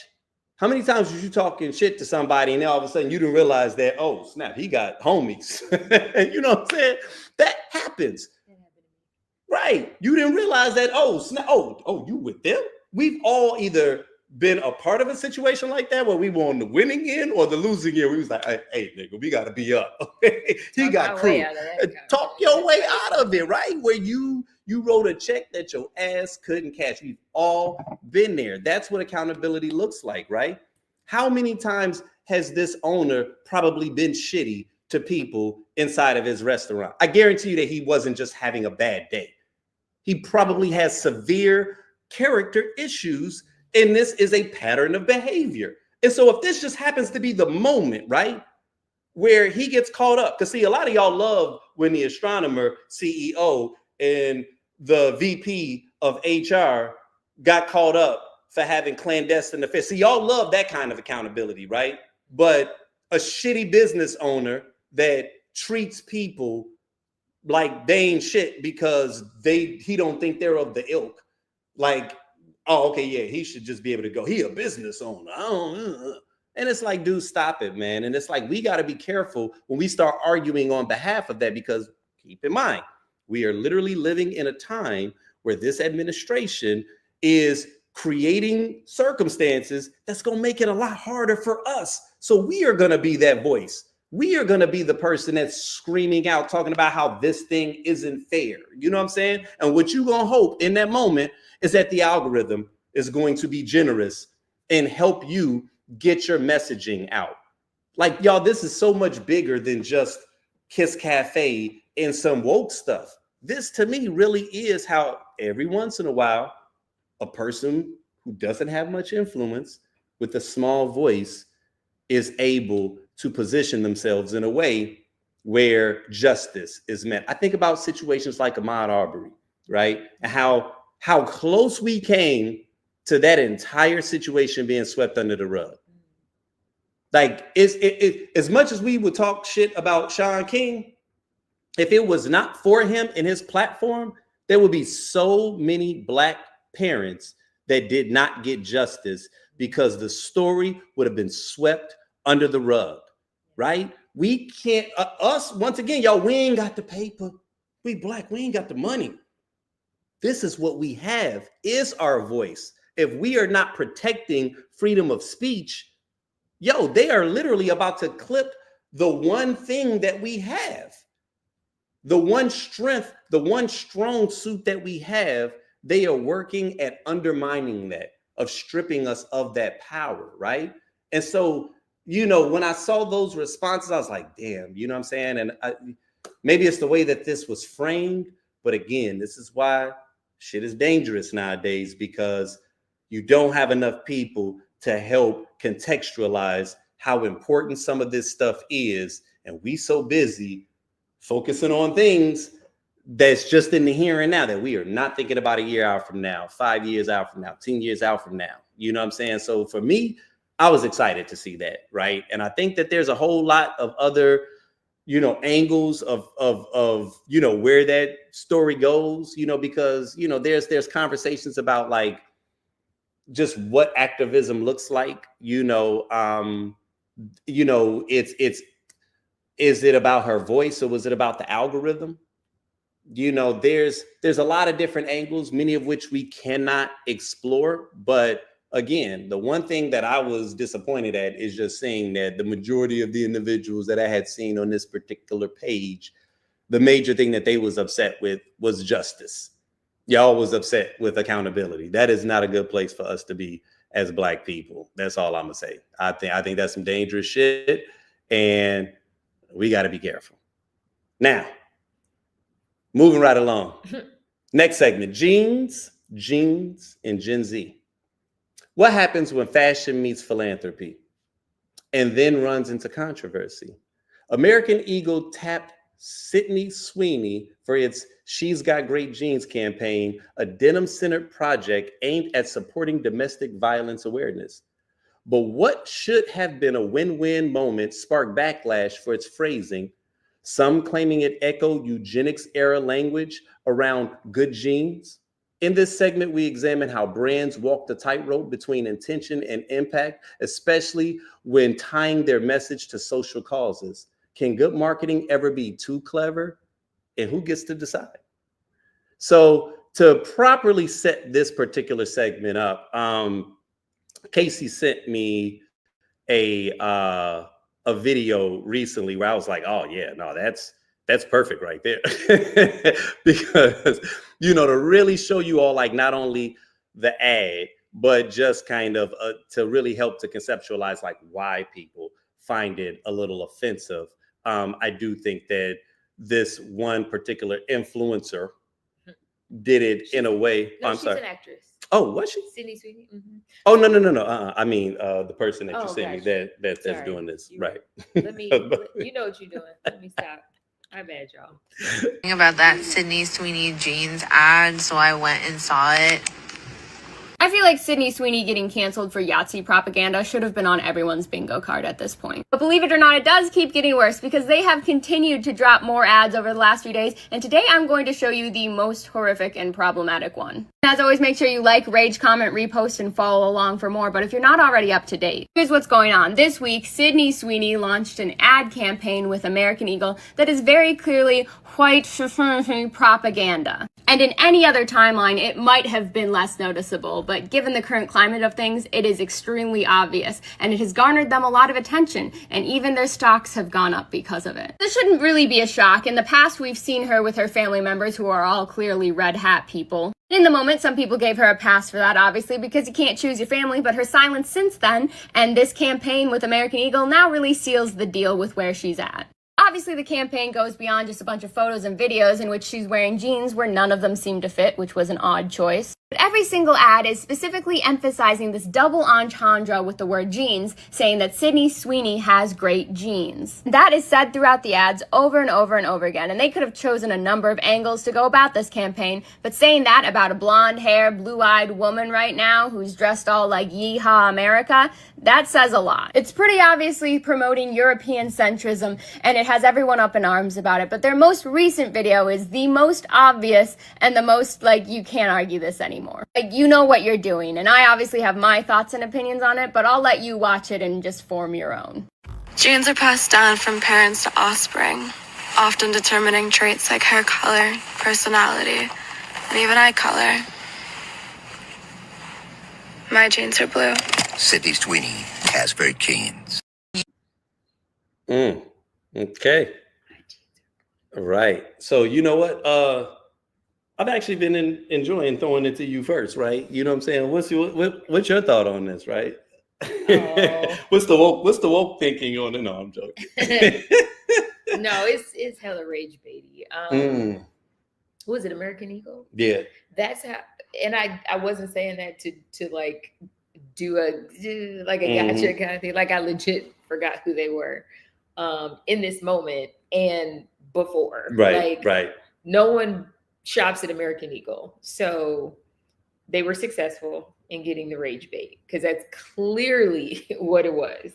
I think I get disappointed seeing especially people in like Hollywood. I don't look to them for like activism or to be on the right side of anything, but at the same time, I think that's an industry that is, you're exposed to so many types of people across, different genders and sexual orientations and colors and all the things, that when you're like really far to the right, it's just like how did you get here? Because if I'm not mistaken, she's on that show Euphoria. Oh, really? I okay. think so. Double check me, but that's with Zendaya. Right. Zendaya's like the wokest Black girl, light skinned mixed chick on the internet, right? Like, I mean, not so much on the internet, but just who she is, like, and she's authentic in it. But like, it's disappointing to see. Like, I think what's difficult for me in this whole thing is just a constant gaslight across the board. But I think I'm just surprised at how easily people are not seeing how they will end up on the wrong side of history. Like the blueprint for us is there. Like, right. It's not like this is before even World War I, for instance, that like you just never seen anything like that. Like literally we're going through the steps. I don't know how something like this happens. They think it's a good idea and they think they'll come out on top. Like I don't know. You know what I think is going to be interesting is going to be like seeing what, I mean, we all are, right? We all are. And I don't know if I'm wondering what becomes the breaking point, like in when things boil over, and what atonement is going to look like. Like, that's really where my mind goes. I don't know if because it happens. Like when it's going to happen. Okay, it's going to happen. Put a pause for a second. Like, but just think about like history and the ending of slavery, or kind of the other side of the civil rights movement. What atonement ever happened? Even though like certain things, crossed the finish line or certain things were changed, what atonement was there ever? Like, low key, the government paid slave owners back for taking their property away. You know what I mean? Like, I don't know when like I have no confidence that there will ever be atonement. Now, so to that point, I don't think that we've ever had full atonement, right? And I do think that that's something that happens in like shifts. But I also believe in Germany they had them trials. Like, I feel like we need to. Well, okay, and there's that, right? I mean, for them, right? For us, nothing. But meaning the trials, meaning if that's what atonement looks like if it really is something that, because see, what I'm getting at though is that atonement could be something that's a karmic thing that happens decades from now. Like, you're doing all of this stuff because they are afraid of what they know is a browning of America. And the moment that they are of the world, and the moment that they are no longer in power, will there be retribution to your children and your children's children, because you're keeping the boot on people's necks so much that it's radicalizing people. And so when that shift finally does happen, atonement may look very different, and it may be for an extended period of time. It may be what the next 100 years looks like after, like, well after this, when we are either in our 80s or have passed. You know what I'm saying? Like, what that future looks like. Because see, some people could consider what's happening to us as Black people atonement for what was happening in Egypt, right? Because there was a period, like when you go throughout history, like when you really step off of history, there was a period where the ruling class was black and brown people. You know what I mean? And that happened for centuries also. You know what I'm saying? And so some people could consider what's happening to us on a karmic level atonement for that, because that's all of this stuff is just karma in motion. And so a lot of this stuff that's happening right now, I know from just a spiritual perspective, there will be atonement. Now, aside from the overall atonement, I also believe that society does move towards justice over time, right? So, but it operates like a pendulum. So, us seeing civil rights and stuff like that, you saw the pendulum swing back. And then you saw us pushing towards, with political and, made some strides in some areas. And then all of a sudden, now you see a vicious swing back, which many of us know was because of the whole black president thing. Like, I think a lot of this. So divisive. I think just that image freaked a lot of people out. And so now we are dealing with it. And I've said this several times before, I just strongly believe that either through Trump or through the things that are happening right now, there's going to be something major that happens that jars people to the core and lets society know, oh shit, we've gone too far. I don't know what that is. I've speculated. It's not child porn or like child grape, as we called it. Like, they're clearly fine with that too. Right. I don't know where the line is. Right. I think it's nuclear. I think it's nuclear. I think you're going to see, and it's going to come down to a level of incompetence that's going to be difficult to hide from. And at that point, see, when people are afraid, when people fear for their safety, they snap the hell out of shit. Then all of a sudden it's like, oh no, we need to. And if it's because you had Mr. Crazy at the helm, okay, now all of a sudden people start swooping in and shit starts changing. You know what I'm saying? Now my concern is that, well, not even that, but that, 2025 shit is still in, Project 2025. So like, they still done something that successfully crippled us for the next couple of decades, where now we're fighting to undo that shit. You know what I'm saying? But I'm also just trying to get out of this space of us trying to pretend like what we are seeing is not what we are seeing. I'm waiting for people to just collectively wake up. You know what I'm saying? So I do believe that there will be atonement, if for no other reason to that. But yeah, like while we're in it, it is a little insane. Side mission. I say side mission now instead of sidebar. That's a new thing I'm doing. I would love for you to do an episode on karmic debt. Like, you've spoken on it a little bit here and then, like when we talk about stuff, but like I kind of want you to peel back the layers of like the specifics on that. So but yeah, continue. Yeah. But yeah, no, as it relates to the genes and Gen Z, like just to kind of wrap that up in terms of just how I feel about it. I didn't tell you what I think should happen. Oh no, okay, then what you got? Okay, so I think Beyonce has a partnership. The fact that you are leading into this with Beyonce already just sounds. So Beyonce, okay, word. That's fair, how you must. I know. Okay, hold on. Let me tell you what I think should happen. Beyonce. Okay, on a horse. She's on horses, but no. So she's got a partnership with Levi's. My one gripe with Beyonce is, I think because she's very curated, like they're very specific about what they share, that she doesn't translate super great when she's selling products. Like Rihanna, regardless of what she's selling, tends to move through that shit. Like she's selling bands of it because people feel like Rihanna's like their girl. Like they feel like they know her. She's very transparent about motherhood and just all these different areas of Hollywood.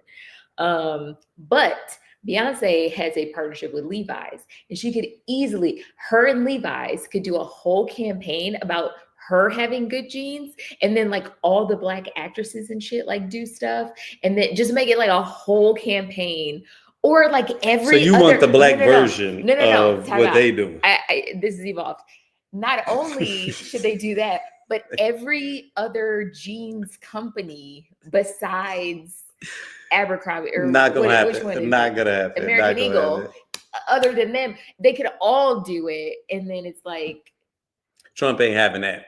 okay, And they way too scared. You know what I'm saying? They are way too I scared. think it's a genius idea. Listen, I'm not alone. well, I'll put it like this: it would have to be the Costco of jeans, Correct. right? Like the person It that would says, become the "Oh, okay, Costco." if you guys are going to that end of the spectrum, we're going to go to this end of the spectrum." And I don't know if And companies Costco are just is waiting. thriving right I now. don't know why more people aren't saying, "Hey, you know what? Everybody's not a fascist, so let me go ahead and get some of this liberal money over here," Because right? they Like get- I don't because they got federal contracts. That tends to be what the issue. see. I'm telling you, man, he got him by the short and curlies, man, and that is what's frightening, right? Is that we've known for decades that America has been sold out to the corporations, and Trump knows how to manipulate the corporations. He knows where to hit them where it hurts, which is in their pockets.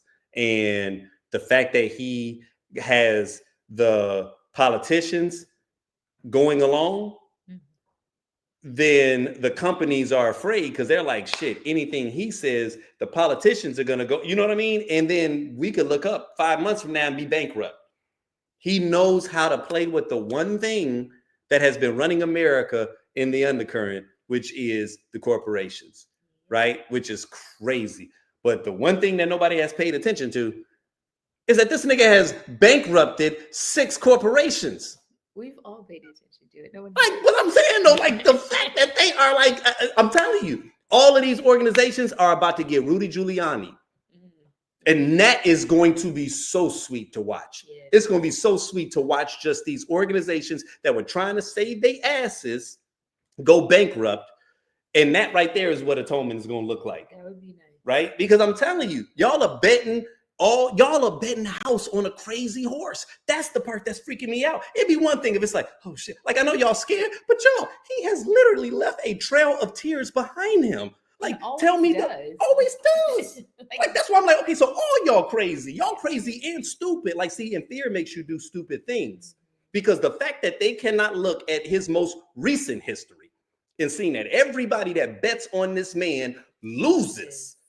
Vegas, I don't even understand how Vegas is bet. That's why I'm like, yo, everybody's got to be blinded by their own racism because that's the only thing that can get y'all to be so stupid to not say, how do we ride this out and be on the side of Costco so that when shit does go back, because this ain't even about a woke thing. Whenever that crazy thing happens, everybody that's been riding with him, all I'm hoping is that those of us that have been on this side of history, that we hold them people accountable. And that's the main reason why I ain't been so quick to extend olive branches, because I'm like, no, I don't want people to just feel like you can just do dumb shit and immediately be forgiven, right? And to wrap this up, that's how I feel about this, right?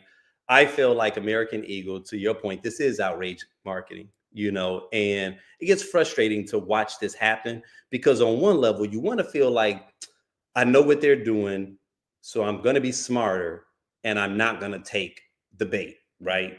You want to do that. But then what happens when everybody starts saying, I'm going to be smarter and I'm not going to take the bait, and then we just keep letting them do the shit? Because if they keep doing it, like I said earlier, this is going to become a habit. And what was once like, oh yeah, I ain't gonna take the bait, it now becomes routine, and then it's normalized. And once something gets normalized, then all of a sudden this becomes the new baseline. It's just like when these organizations, these corporations raise prices because of inflation, then all of a sudden inflation goes away, but the price remains the same. It's the new normal. We never go back down, but our wages remain the same, ironically enough, right? They've just created a new reason. They've used the system to justify raising prices, but them bitches never go back down. Telling you, it's a hustle. It's a hustle. See, I'm about to get on my damn conspiracy theorist bag, man. Let me stop, man. We're going to go to this next segment because y'all ain't going to turn me into a conspiracy theorist, and we got to go to bed. You know what I'm saying? So I'm going to go ahead and run through these last few. All right. I had to have you on for this one. And this is one of the main reasons that I am like, let me go ahead and rush through because, you know, all right. So admittedly, this topic has evolved since when it began. But the segment is called, hold on, let me go ahead and cue this up just so that y'all can believe me. Okay. This segment is called Flued Out and left behind. Okay. So rumors swirled after an Instagram model accused NBA player DeAndre Ayton of leaving her stranded in Turks and Caicos while she allegedly declined his sexual advances. While Ayton hasn't commented, the situation ignited online debates about fly-out culture, transactional expectations, and the fine print of modern dating etiquette. This segment unpacks the murky space between generosity and entitlement and spoken rules of vacation invites, and whether social media has made dating more like deal making. So now, this was where I first saw the thing, right? Like how it came out, just so we can get a visual. Okay. So it says DeAndre Ayton was accused of stranding an IG model in Turks and Caicos after she allegedly wouldn't sleep with them. So initially we was gonna have a whole conversation because I felt like, you know what? This felt like being catfished in 2025 to me, right? It was like, this shit's still happening. Like, women still accepting elaborate trips from dudes that they know want to smash just to get out there and be like, I'm not going to smash, and thinking ain't going to be no repercussion, right? Now, to be clear, no means no, right? And no woman should ever be expected to do something that she does not want to do. I'm going to go on record as saying that, and I don't care how far you are inside the process. The moment that woman says, I ain't feeling this no more, it needs to stop. And I know it's hard, fellas. I know it's hard, man, but just stop. Even if she playing, you know how women try to do that little thing like, oh, we should just stop. Nah, nope. I had a clip of Trevor Noah that tells of a story. Trevor Noah tells of a story of how he was, went out with a woman, they was having a good time, you know what I'm saying? Had drinks the whole night. He get her back to the crib, they start kissing, and she was like, she said something to the degree of like, whoo, man, ooh, I had a lot to drink. Just something like that, like one of those things. That man said, oh, in that case, he stopped it, like was calling her a cab or an Uber, and she's like, oh, no. He's like, no. He's like, no. He's like, you, at this point, like, we literally have to stop. Like, we cannot go forward. He's like, but he made it known, like, I'm not being punitive.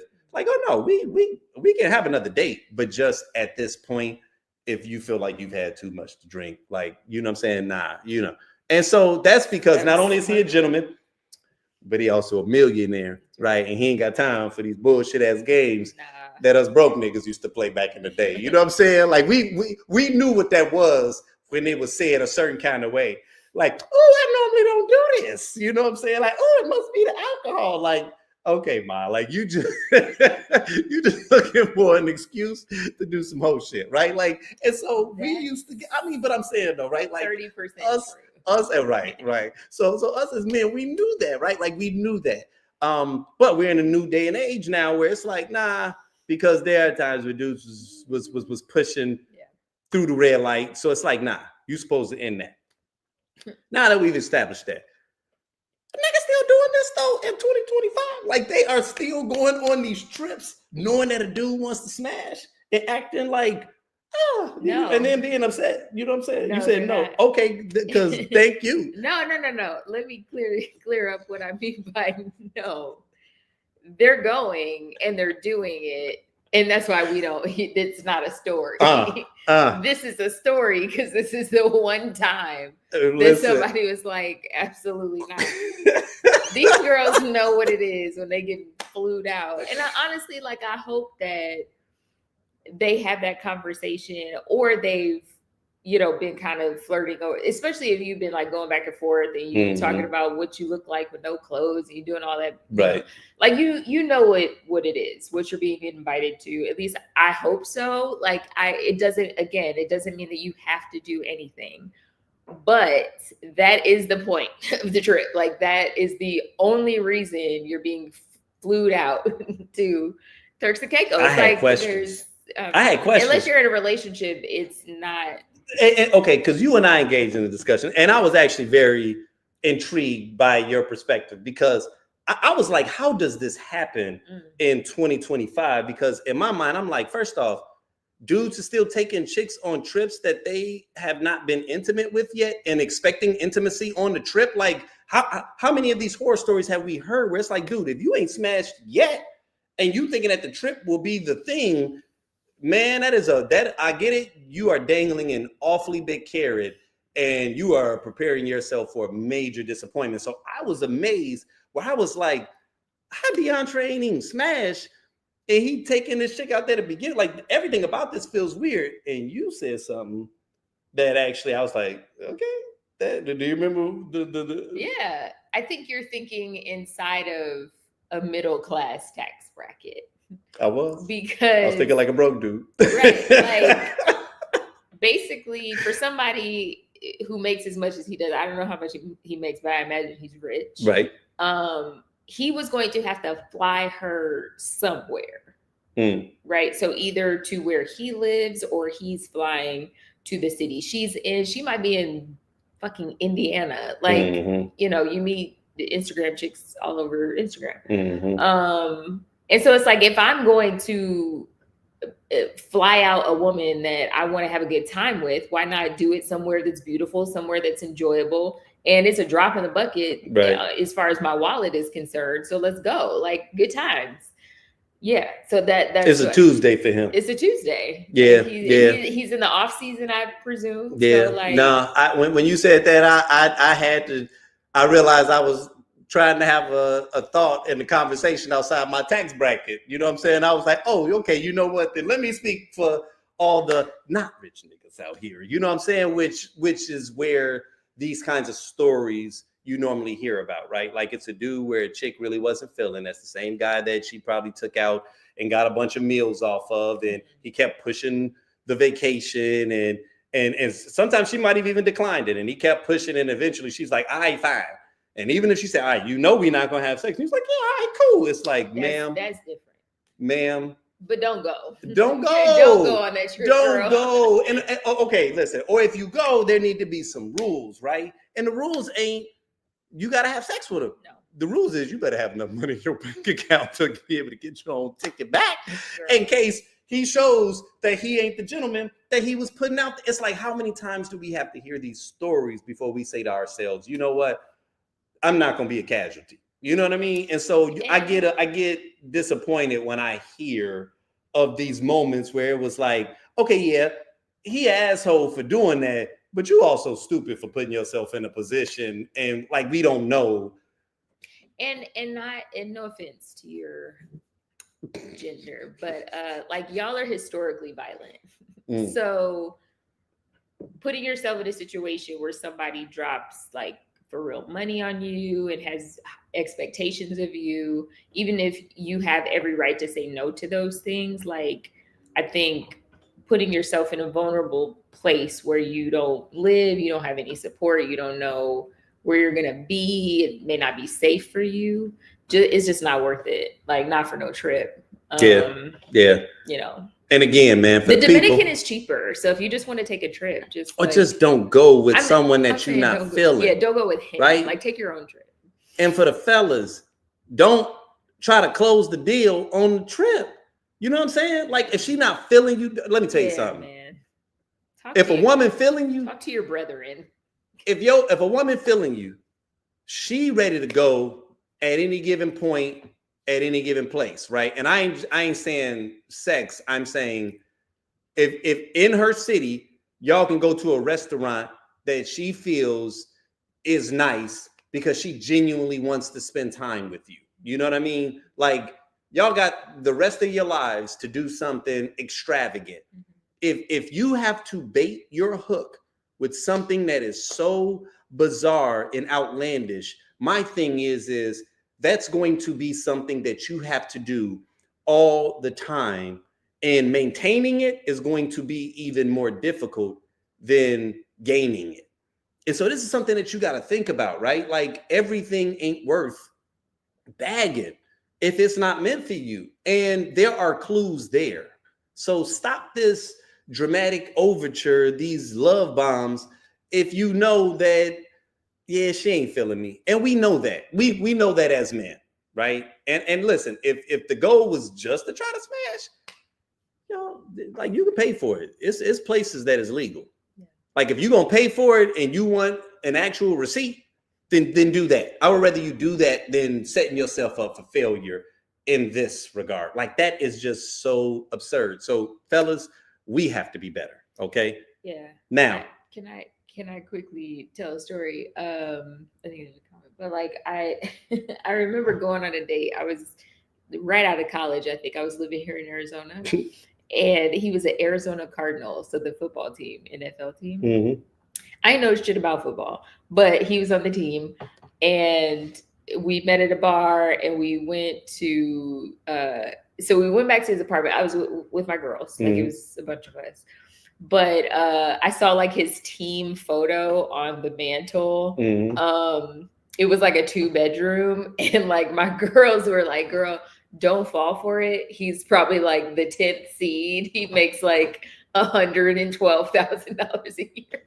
So the point is, don't be fooled by dumb shit thinking I'm about to get saved. Because did you really just share? I thought that was a great story. A borderline thought story.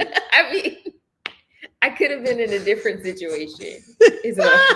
She said, now, had he been the quarterback, right, and it was a mansion, now we talking something different. It's a different conversation. It's a different conversation. If it's Jalen Hurts, we have it a different conversation. Get your ass out of here. Okay, hold on. We got a comment.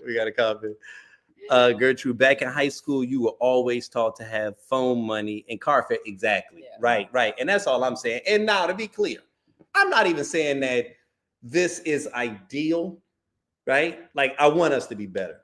I want men and women. I want us all to be better. But I'm also about being safe and being realistic. You know what I'm saying? I don't like anybody putting themselves in positions, man, that's going to put them, you know, in potential danger. Now, just to wrap this up, though, because it's funny because you sent me this because you already knew where I was going with the segment. I'm telling you, man, we was about to have rules. Okay, I was going on getting flued out. Right, on getting flued out, which I might say that for a later segment or something at a future date. But when you sent me this, I was like, okay, you know what? In all fairness, this is important to be transparent, right? So hold on one second. Oh my goodness, is this thing really? I think what people need to stop. Oh, okay, yep. I think what people need to stop with the false rumors and learn how to read. I was never flown out anywhere. I paid for my own flight with my friends. We went to a party, and the people I was in Turks with was a part of this group. I never said DeAndre himself did anything. I was talking about the local hired security. DeAndre was with the people I was with. My friends got drunk and left me, so he politely had his security driver drive me back to where I was staying. As we were driving, the security/driver tried to make advances at me, which I declined. Things got heated, and I was left in the middle of a pitch black street and stranded while intoxicated. The post was done out of me being in fear for my life in case anything happened to me. People know it's the security that was last seen with me. DeAndre had nothing to do with this. It was his security/driver. DeAndre was not present at any given time. This act was done by the local hired security driver from the island, right? So that's important. And admittedly, I appreciate her doing that. Now, what's unfortunate is that sometimes, you know, the lie gets out there super fast and travels the world 8 times, as they say, before the truth even gets up for breakfast, right? And so I don't think that a lot of people are going to get this. What they're going to get is that a Instagram person, you know, or OnlyFans model tried to get, you know what I mean? Like, because that's what goes out there, and then it taps into the narrative of, you know, these gold digging ass chicks, you know what I'm saying? And, you know, that's unfortunate, but it's also still unfortunate what happened though, right? Like that you are literally hired help. And it just goes to show like how, you know, how in danger that women are. And it's one of those things that us as men, man, we often downplay, man. We downplay it. And I think sometimes we internalize like when women are saying things because we're not rapey, we internalize it, and it turns into kind of like a, Well, not all men.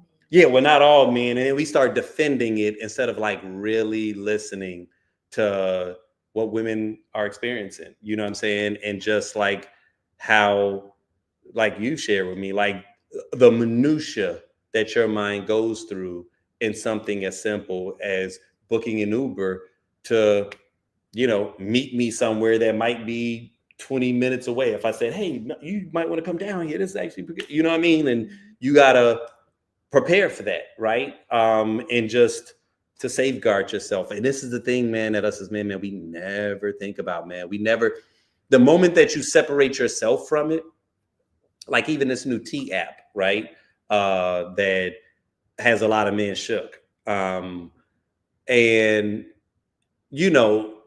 when I first heard that, of course, I pushed back, like, dude, why are you shook about this? Like, if you own the list, then it might be accountability, right? But on another end, I had to think on it and was like, but you know what, though? I can't pretend like there aren't times where people are scorned.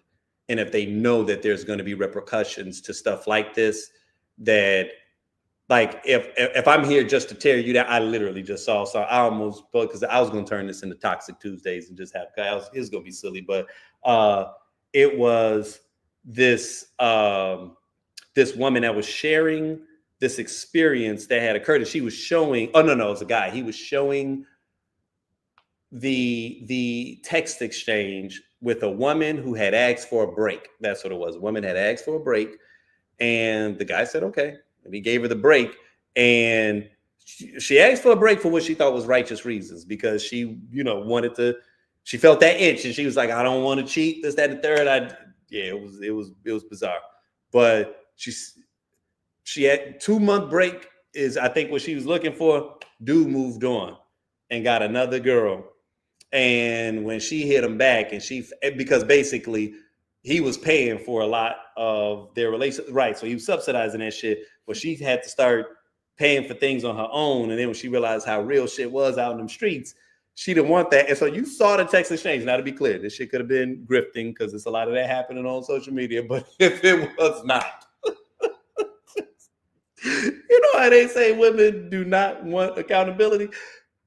Y'all, the exchange was like this one. It started off with her being like apologetic, kind of tone, and him saying like, no, but this is what you said. Da, da, da, da. And so, no, I mean, I moved on. So she was like, wait a minute, 2 months and you already got another girl? And he was like, well, yeah, he said some other things or whatever. When you saw the next like couple of text messages, she was like, answer your phone. I'm trying to call. Don't make me come up to your damn job and get you fired. I'm on my way right now. Like, and when I read all that shit, I was just like, yo, like, and I real talk, I have heard of stories like this first person of people that are with toxic people that, weren't evolved, and that was how they got back at you. You know what I'm saying? And it's one of those things where it's like, I never want to justify the toxicity in men, but like we've had conversations. I'm like, that's one of the things that sometimes does not go spoken about, is that there are also toxic women out here too that do things. And because men, if you share it, you're either sassy, or just even historically, men were just like, man, I mean, that's just who she is. Because I mean, 9 times out of 10, the dude's gonna get back with her anyway, so he wasn't gonna put her on blast. But I'm like, there's dudes out here that be dealing with some behavior sometimes, man. It's like really outrageous. You know what I'm saying? And so, I always try to be aware of like the fact that when it came to the T app, some people might legitimately be like, okay, I don't, but I'm gonna be honest. If you scared of the T app, though, you probably are. You probably are a little rapey. I saw some terrible videos. This man hitting on his woman in front of their kids. Like, it was just. Oh, what, on the T app? That's what I heard about. Like, I saw a clip from. I don't have the T app. I don't have any interest in it. But like, yeah, it's scary. And it got hacked. Jesus. Yeah. That was that. Yeah, that was reckless. And then somebody was just like, man, if you ever wanted a reason as to what, like, y'all thought that was the solution. Also, y'all couldn't hack student loan debt. Like, Jesus, y'all find everything.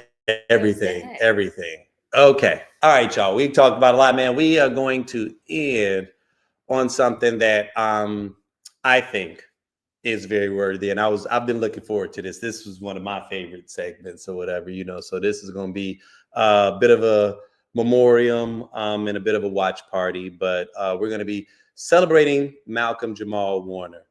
So Malcolm Jamal Warner, beloved for his role as Theo Huxtable on The Cosby Show, passed away unexpectedly while vacationing in Costa Rica. He was 54. For many, Theo wasn't just a sitcom character. He was a reflection of brotherhood, learning curves, and Black boy joy. His passing has left his fans revisiting favorite episodes and remembering his calm wit and reflecting on a time where things was more simple. So with this segment, I am going to kind of go through some of my favorite Theo moments, right? Because, Theo was like the embodiment, of like gratitude, and the reminder that even fictional characters can shape who we become, like I can't pretend like Theo wasn't that guy for me growing up. You know what I mean? Like, first off, I mean, The Cosby Show, we could talk about Bill Cosby and, similar on some Hulk Hogan type stuff, right? Like we've learned things in recent years that has unfortunately tainted his legacy. But Heathcliff Huxtable?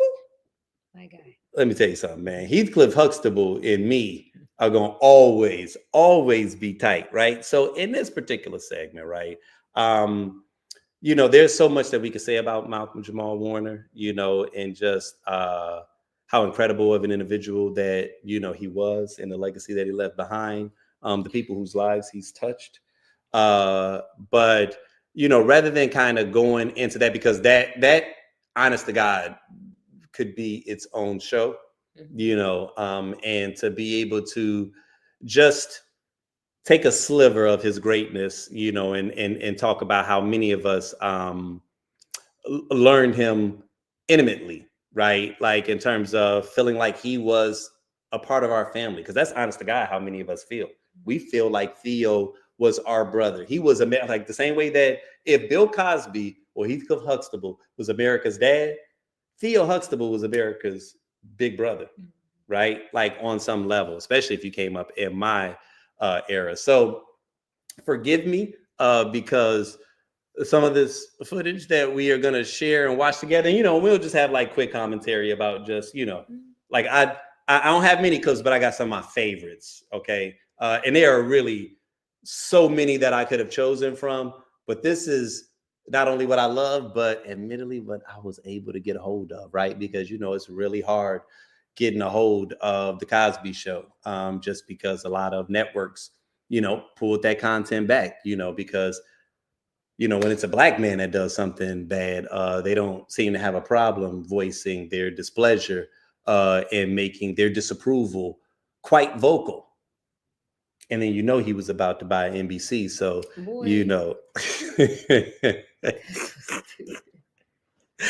But here we go.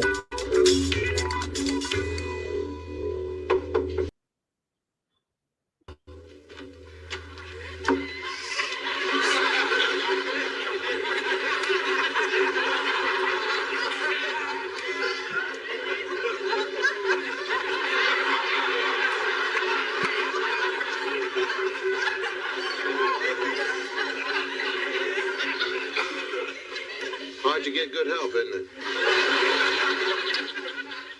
Son, your mother asked me to come up here and kill you.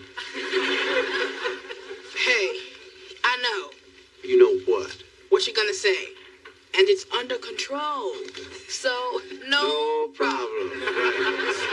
How do you expect to get into college with grades like this? No problem. Huh? See, I'm not going to college. Damn right. I am gonna get through high school. and then get a job like regular people. Regular people? Yeah, you know, who work in the gas station, drive a bus, something like that. So what you're saying is your mother and I shouldn't care if you get D's because you don't need good grades to be regular people. Right.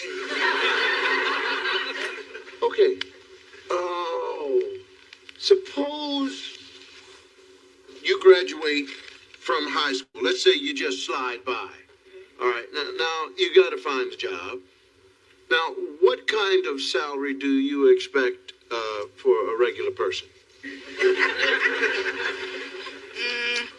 $250 a week. $250 a week? Yeah. Sit down. I'm going to give you $300 a week. Yes, indeed. $300 a week, $1,200 a month. All right? Great, I'll take it. Yes, you will. And I will take $350 for taxes. Whoa. Huh? Yeah. Now, because see, the government comes for the regular people first.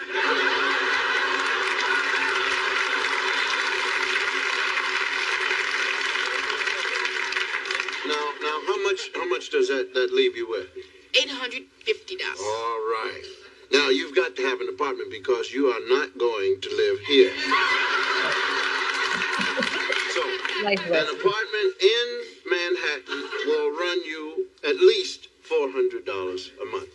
I'll live in New Jersey. Can I go back? All right. You live in New Jersey, you've got to have a car. I ride a motorbike. You need a helmet. Figure $100 a month for clothes and shoes. Figure 200. I want to look good. Okay, so what's that leave you with? $200. So no problem. There is a problem. You haven't eaten yet.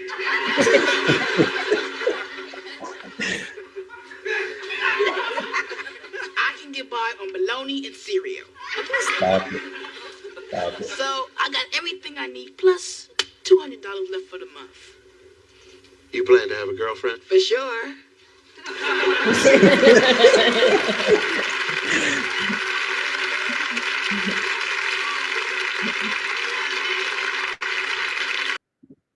Listen, man, like that was a realist life lesson on the back end. like it was so everything about that. Okay, and so FYI, right? Like many of you all have seen this, but for those of you all that may not remember, that was actually the pilot episode. Oh, I didn't know that. That was the very first Cosby Show.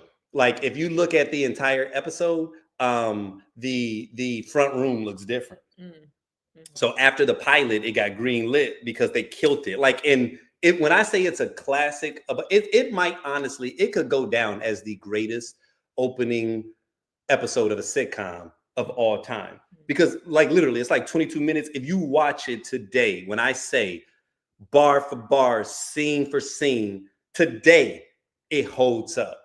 Like there's a scene right after that. He goes downstairs, and, because he got through talking to him, and so Claire is like sitting back. He said, "Yeah, babe, did you tell Denise that she can go on a date?" And she was like, "I certainly did." He's like, "Well, is he here?" And he's like, she said something. He was like, "How ugly is he?" And he just happened to be sitting in the background. And right as he says this, he's seeing this a big dude. He's like, oh, "Hey, how's it going?" Everything about it, like comedic timing, like it was just, and see, I think the thing was that Cosby had been in the game for so long by that point that he entered into his first stage elite because he had already been decades into the game, like operating at a high level. So now you got this show that got your name on it, and he was just like, I mean, you talk about he was Steph Curry, like he was throwing it from everywhere on the court, just sinking it. And after that episode, they realized, okay, not only are we gonna sign this, but we got to renovate the front room. I'm telling you, go back and look at it, man. That front room looked totally different. It almost looked like some Jefferson shit. Yeah, it may have been the same set. They used to do possibly. That back in the day. Possibly. You know what I'm saying? Now they kept the upstairs the same, but yeah, man, like, oh man. And like to think that that was one of Theo's first on air performances. You know what I'm saying? It's like, so you see then like, okay, this dude was elite. Now, I told y'all, this is a bit of a tail end watch party. You know what I'm saying? So just forgive me, because the follow-up conversation to that, to me, has one of the moment. I forgot this scene until I saw this episode again a couple years back. And I remember thinking exactly what ends up happening as it was occurring. And I was like, okay, see, this is misdirection at its finest.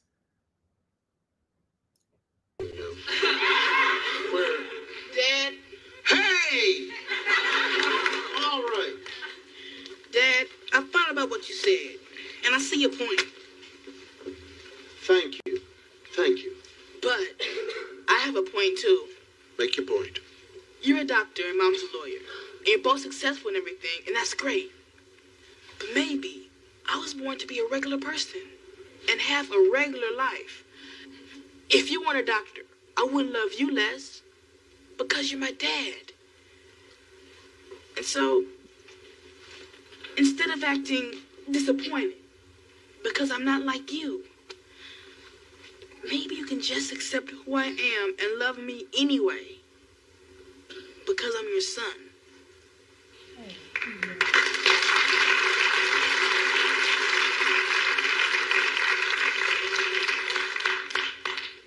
Theo, that's the dumbest thing I've ever heard. No wonder you get D's and everything. Now you are afraid to try because you're afraid that your brain is going to explode and it's going to ooze out of your ears. Now I'm telling you, you are going to try as hard as you can. And you're going to do it because I said so. I am your father. I brought you in this world, and I'll take you out. Yeah.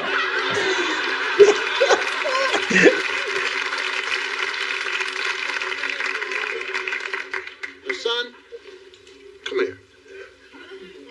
Come here.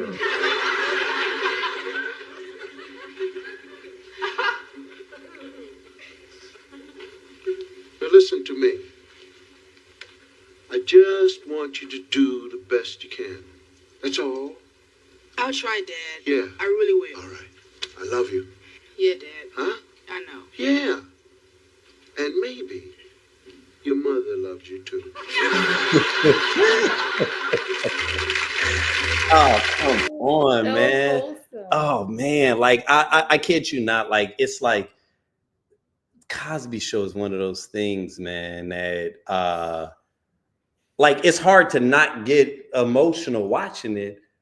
Like not only just because of the loss of Malcolm Jamal Warner, but the loss of that period and what it felt like watching that, right? Like whether or not your family was that, to know that for that period, during that phase, they were who we all aspired to be on some level. And I don't know if maybe I'm speaking for myself, right? But it wasn't just funny to watch that. It was for a moment, regardless of what was happening with your family or just whatever, you got to live vicariously through them, right? Some Black people with some money that love one another.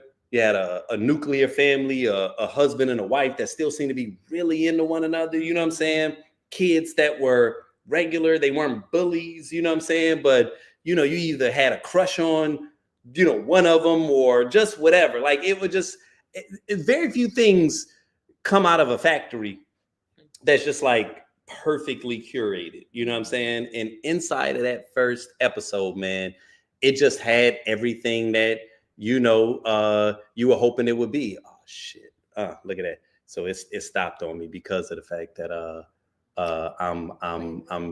because I'm playing that, which is wild that it's doing that, right? Because I literally took it from YouTube, you know what I'm saying? So, I don't even know, it's unfortunate, right? Yeah. It was gonna Yeah. I mean, listen, and I get it. You know what I'm saying? Like, I understand it. Look, the only reason that I did it was just off of the strength that I've seen other. I mean, do you think I should? Are these people still trying to watch? Huh? No. I because okay, you know what though? It might still be live on Facebook. But yeah. So you guys, just FYI, just so that you all know, the stream on YouTube, ended because of the fact that I'm utilizing content from Universal, right? And so the only reason, so there are times where you can use content and they'll let it fly because of the fact that they don't have copyright attached to it. You know what I'm saying? I literally took this off of YouTube, which made me think that, oh, okay, this is comfortable for me to do this. Oh shit, look at that. It popped back in. Okay. So yeah, I guess that was just their way of saying stop doing that shit. Which is unfortunate because I had some other dope ass clips. Oh my God. I'm so disappointed. You can play one, it's just gonna stop it on YouTube. You think it's just gonna stop it on YouTube? All right, well, fuck it then. All right, well, look, since we out here being breaking the law. You know what that's from? No. Beavis and Butthead. All right, my fault. I'm sharing my own thing. All right, well, so apparently NBC is trying to hate on us, but I do appreciate the fact that they did kick it back in. They just FYI, you guys, I monitor the streams that are happening. So when I saw that they killed the stream, I was like, oh shit, like I thought that I was doing it within, literally, y'all, I took this from YouTube. So I thought that I was Gucci with it. But they also brought it back up. And my wife was like, listen, since we breaking the law, man, we just gonna keep it moving. You know what I'm saying? So if that's what it is, then cool. All right, look, I won't share as many as I wanted to, but there's at least one or two more I gotta share with y'all, man. So hold on, let me see which one of these. Since they gonna say, okay, I ain't gonna show. You said what? Okay, here we go then. I will do.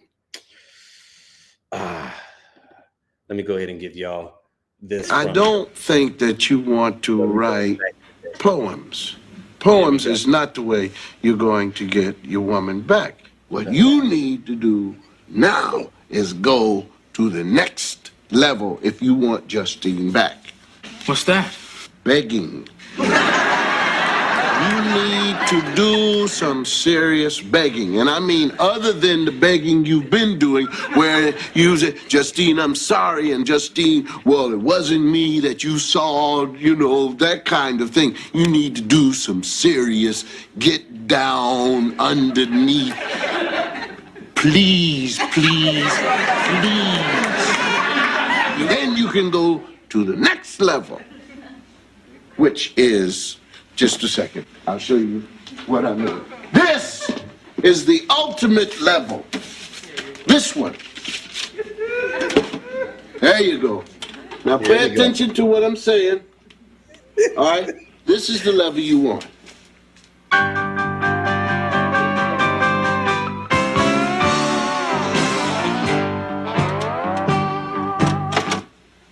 That's what you want. There you go. Tell me. The blues begging level, my son. Now listen to me.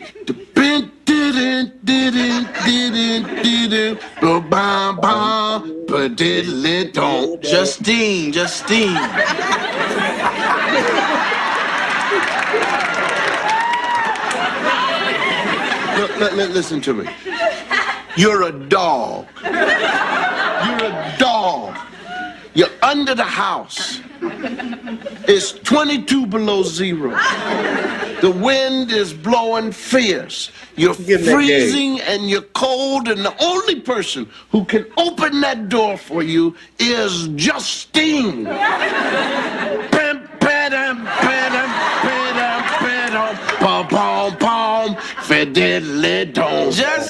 Justine.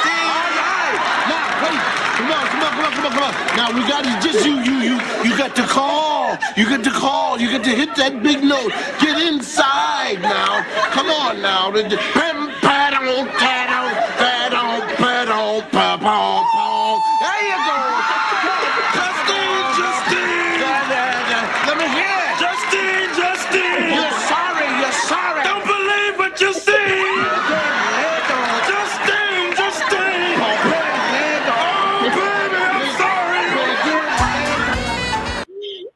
Oh man, come on, man. Come on, yo. Like, yo, and you know what was fun about that one?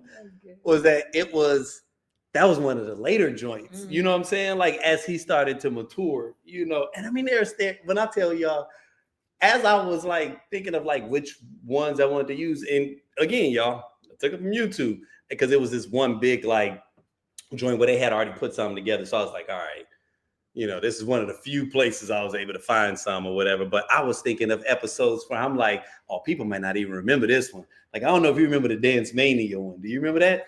When he and Cockroach wanted to dance on, right. They wanted to dance on this show. And, it was called Dance Mania. They were practicing their moves and shit. It's back when, black people could dance and shit, right? And it wasn't considered.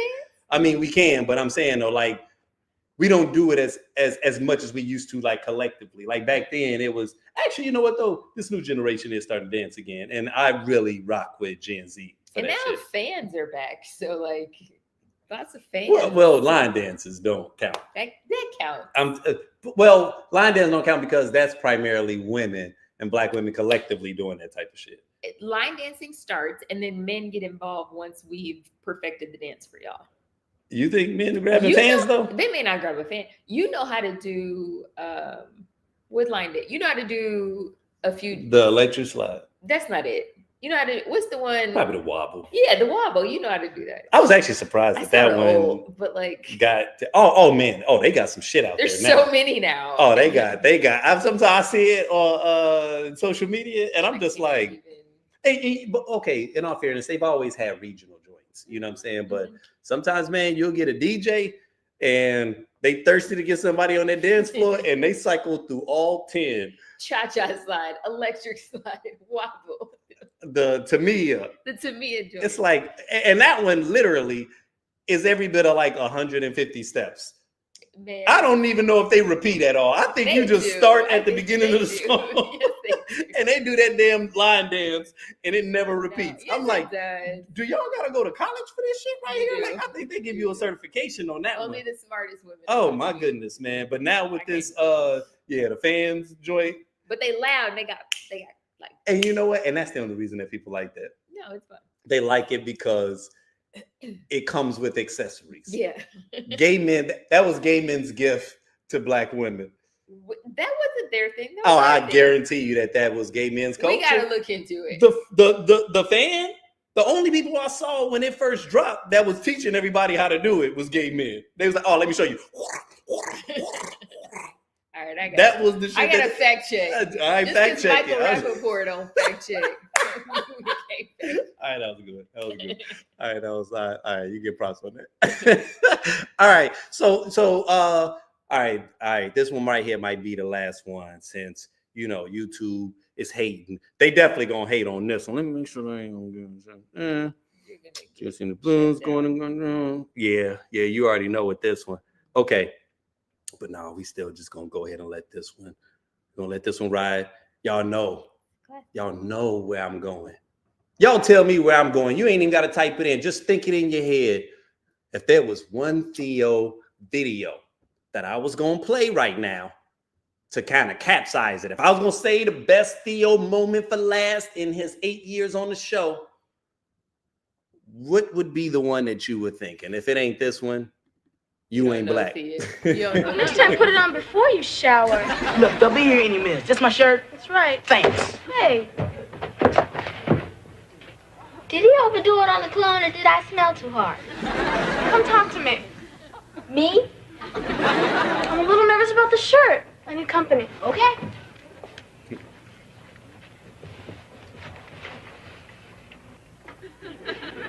So what do we talk about? Let me think. Jan and Miza got a new bike today. It's really great. That's nice. Denise! It's over, isn't it?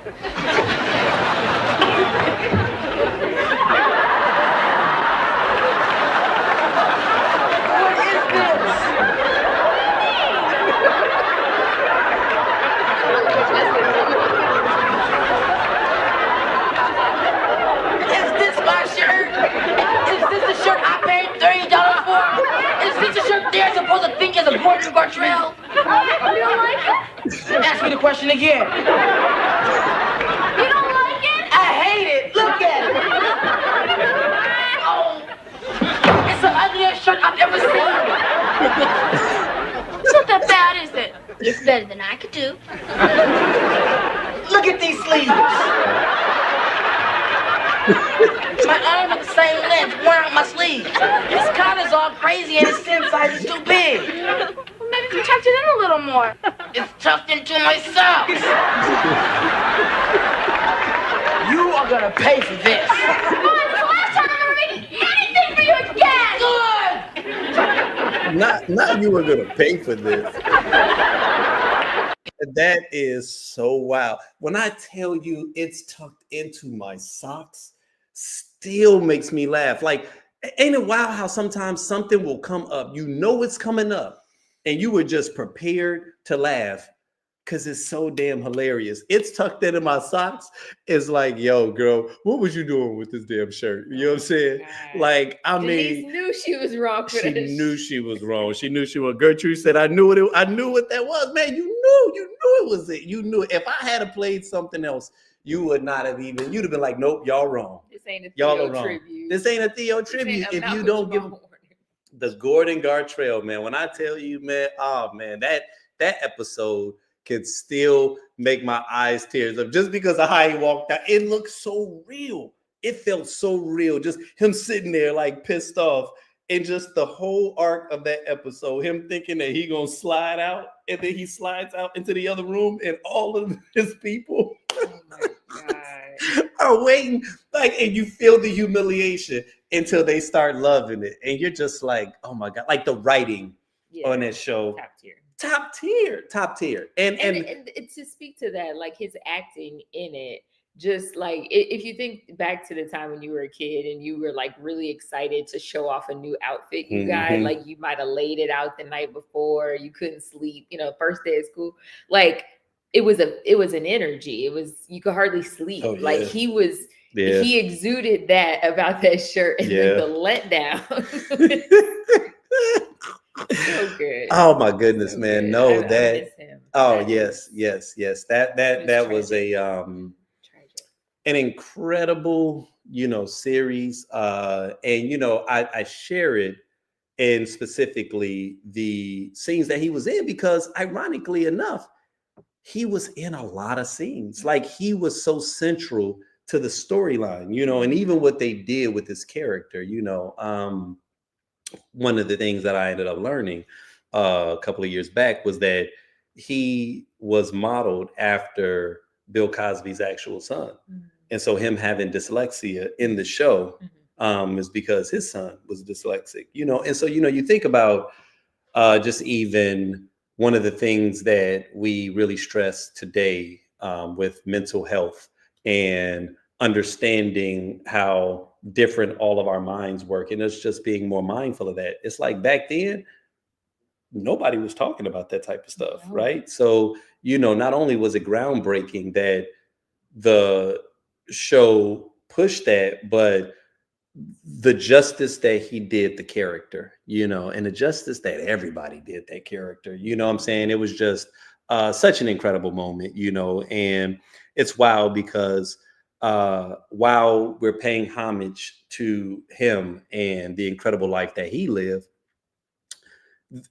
this topic kind of still taps into what we were talking about earlier, right? Like, and where we started the discussion, with Hulk Hogan, right? And because of the fact that it's hard to talk about that show without, on some level, acknowledging the transgressions of Bill Cosby, right? And just how polarizing of a character that he is in today's world, because of the fact that what he gave to us and the memories that he provided us back then were so impactful and so powerful that to have to weigh that against the knowledge that we now know today can be difficult for many of us, because it almost feels like we're not being loyal to something that was so pivotal in our childhood, right? And it becomes hard to make peace with those emotions and with those thoughts. And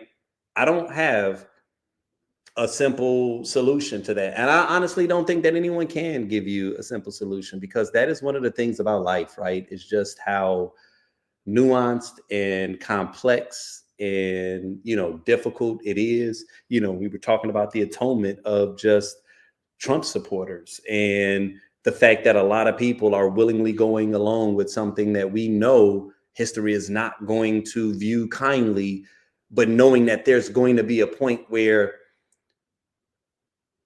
unless we just completely can somehow live in two separate worlds, we have to figure out at some point how to interact with one another again. And what does that look like? Like, sometimes I really wonder about that, because on some level, there's going to have to be a willingness of us to forgive. But from my perspective, I don't even think that we can get there until they first acknowledge, at the very least, the bullshit that is happening, and then attempt to atone for it. And to your point, like, if there is no atonement, then does this just become something that we just try to sweep it under the rug and pretend like it doesn't happen? Like, whenever this period moves past us. That's a pretty American way of life, is sweeping shit under the rug. So. And pretending like it didn't happen, huh? Yeah. God damn it, you are absolutely right about that. I hate to be the bearer of bad news. It ain't. It's the bearer of real. And I think that that's one of the things that is frustrating for us as Black people that are conscious and that are recognizing what's happening. It's us knowing that we don't even have the numbers to not figure out how to exist. Mm-hmm. And that's one of the reasons why I know, like, some people aren't vocal, because it's almost like, what's the point, right? Like, what's the point of me being vocal when y'all just gonna do it again? You know what I'm saying? Like, I am someone that does believe, like I said, though, that society and time swings towards the arc of justice, right? But it's not an easy path. And, we all got our pathways that we take to what our destiny and our fate looks like. You know what I'm saying? And the reality of it is like you said, and, there will be a topic that I'll touch on in future episodes, just as it relates to karma, because that is one of the things that internally at least allows me to feel some degree of peace, is just knowing that, those are the laws of the universe, which is seed time and harvest, that as a man soweth, that shall he also reap. And so, there is no way that you are sowing these things into the world and just believe that you're just going to be absolved from it. Now, again, I believe in reincarnation. So because of that, it makes a lot of sense to me. And it's like, all right, you may get away with it, but from a universal sense, everybody has to pay for it, right? Like, there is a judgment day, and every religion on some level attempts to deal with what that looks like. Whether you believe in heaven and hell, or, just saying that, you believe in Jesus Christ means that you're forgiven. Yeah, you're forgiven, but the karma is still the karma. He forgives you. It doesn't mean that you're automatically absolved from whatever karmic debt, you know what I'm saying? But that's just my belief. And that is something that, I guess we'll dig into on a future episode. Just as we continue to go one step deeper with the script, I want to continue to kind of explore different topics, different, guests. Love having you on as a reoccurring guest, you know what I'm saying? Because not only do you just add great commentary, and you help to keep me balanced when I go off the deep end, but shit, this is what we do. So pretty much, I get to talk to my favorite person. So I appreciate always having you on. I have two quick announcements. Oh shit, what you got? One, both of them are to hold either him or us accountable. First one, these podcasts are going to be on like Apple Podcast, wherever you get your podcast, so you can listen to the audio. Spotify. Yes. Apple, all the things. So look out for that. And I think in September, we're going to launch our Kids Over 40 podcast. Oh, yes. Yeah. Yes. That's to hold me accountable because I think I'm going to spearhead it. I don't know, man. I might change my mind in 2 weeks. I got a toddler, so this could change. But yeah, that's why I'm tired. I'm always tired. So, but I think it'd be fun. No, it will be. It will be. It will be. You know, and I'm looking forward to that, especially just being able to be, you know, still a part of it. You know, I'm still be front and center and shit. You know what I'm saying? But not in the lead seat. I'm gonna be supporting cast. So I'm gonna look forward to having an opportunity for being supporting cast. But listen, y'all, man, you know, I normally do a whole little wrap up on the back end and stuff, man. But nah, man, man, we gave y'all 3 hours. This is It's late for some of y'all. If you're on, shit, it's late for us. It is late for us. But like, listen, some look, people said let me they're show you on the East Coast. Oh no. Let me show you how real it is. Okay. My girl Ursuline said, "Good morning, everyone." Sis, don't do that. Like, and I was saving this because I was like, all right, I don't even want to post this just yet because that's going to expose. Like, it's late. Why are y'all up not in the bed? Man, listen. Go to bed. Meanwhile, I'm out here getting kicked off of YouTube and shit. You know what I'm saying, for being reckless. You know, but no, you guys, man, it continues to be a pleasure, man. For those of y'all that have hung out. And even just kicking it with us late, for those of you all that listen after the fact, because I look at the numbers, man, and you know, for those of y'all that hop in and, you know, interact with us live, I always enjoy that because it helps me keep the energy going. But for those of y'all that listen on the back end, I really do appreciate that, you know what I'm saying? Because yeah, it lets me know that, you know, more people are tapped in, and I can't share enough, man, just how much I appreciate that.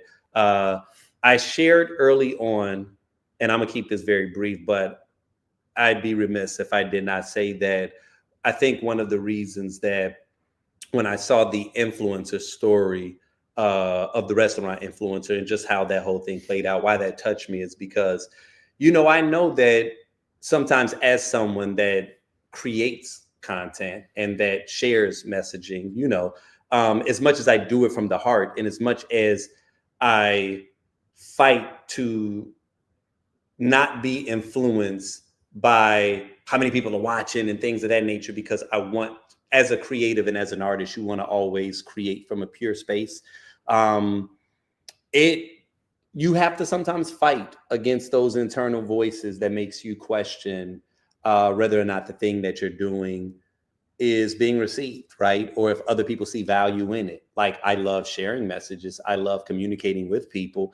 But I'm gonna be very honest, like, I don't have to do it.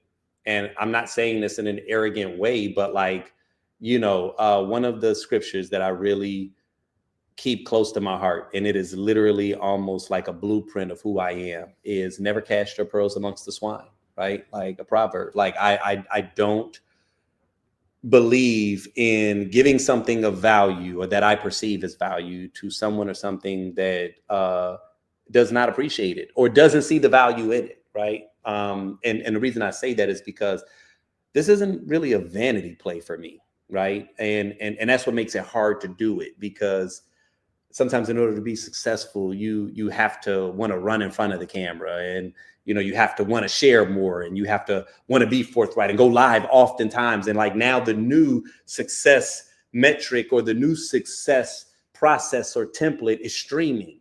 And it's not just going live every once in a while, it's Kai Cenat, right? It's going live multiple times a day for several hours. And, you know, kind of like the Truman Show. I don't know if y'all remember that movie back in the day. Like, we were looking at this and we were like, wow, that's wild. You know, we kind of knew, yeah, eventually it would get there, but we thought it was going to get there in the sense of a network was going to just be recording a person. We didn't think that we were going to be recording ourselves and broadcasting it 24/7. And just the idea of that is horrifying, mortifying, and mind-boggling to say, damn, like, because as much as I love connection, as much as I love interaction and communication, you know, I also love my private world as well. You know what I'm saying? And so, you know, trying to find that balance is complex at times, right? But, you know, when I was reached out to by blackdoctor.org to kind of facilitate this, to me, it felt like a dope excuse to do something that my spirit had been calling me to do anyway. But I say that to say that the goal is to add value on some level, right? And so there are times where, because success, we can easily misconstrue what success actually is, because we're taking the rules that someone else is giving us. So these social media platforms say, well, this is what success looks like, right? Oh, this is what it means to go viral, and that's what success is. And if you're not careful, you can start to undermine your own value or your own influence, because you're basing it off of, again, a set of rules that aren't realistic and may not be the rules that you're supposed to follow. You know what I'm saying? And so I've had to kind of scale that back and just really tap into the value of what is. And, you know, there are several of you all that I see tuning in every month, you know, even just the feedback that sometimes I can hear from my community. And I'm just letting you know, man, it means a lot. And so, you know, I appreciate that. And I'm going to be better at always feeling and always showing the gratitude, you know, and to continuing to show up and to show up even more, right? Because, yeah, like I said, it's a lot of messaging that's going on out here, and I don't want to look up a year from now, 5 years from now, 10 years from now, and say to myself, I wish I had been more involved, right? I wish I have thrown my hat in the ring and not downplayed my influence or my voice, you know, because it wasn't happening at the rate that I believed it was supposed to happen, you know. So when I saw the restaurant influencer share her message, and then bam, in a moment of what looked like a tough moment, a moment that she could have turned away, that she could have gotten discouraged, that she could have said, you know what, the hell with this influencer stuff, that was humiliating. I'm not cut out for this. Nah, she shared that pain, man. She shared her truth. And other people connected with that. So it wasn't a takedown. It wasn't her being extra sensitive and, oh, this generation needs to get tough and suck it up and take pain and trauma the way we did and never say anything about it. When women used to get assaulted and just knew to shut up and not actually use their voice so that they could seek justice, right? Nah, we can't be that. We cannot allow ourselves to be that. That is for the betterment of you individually, but it's also for the betterment of society, right? Doing what's best for you sometimes is also what's best for society. So, you know, if you know you are on the side of rightness, yeah, don't let the other voices drown you out. You know what I'm saying? But again, y'all, it's been a pleasure, man. And I appreciate y'all. And until the next time.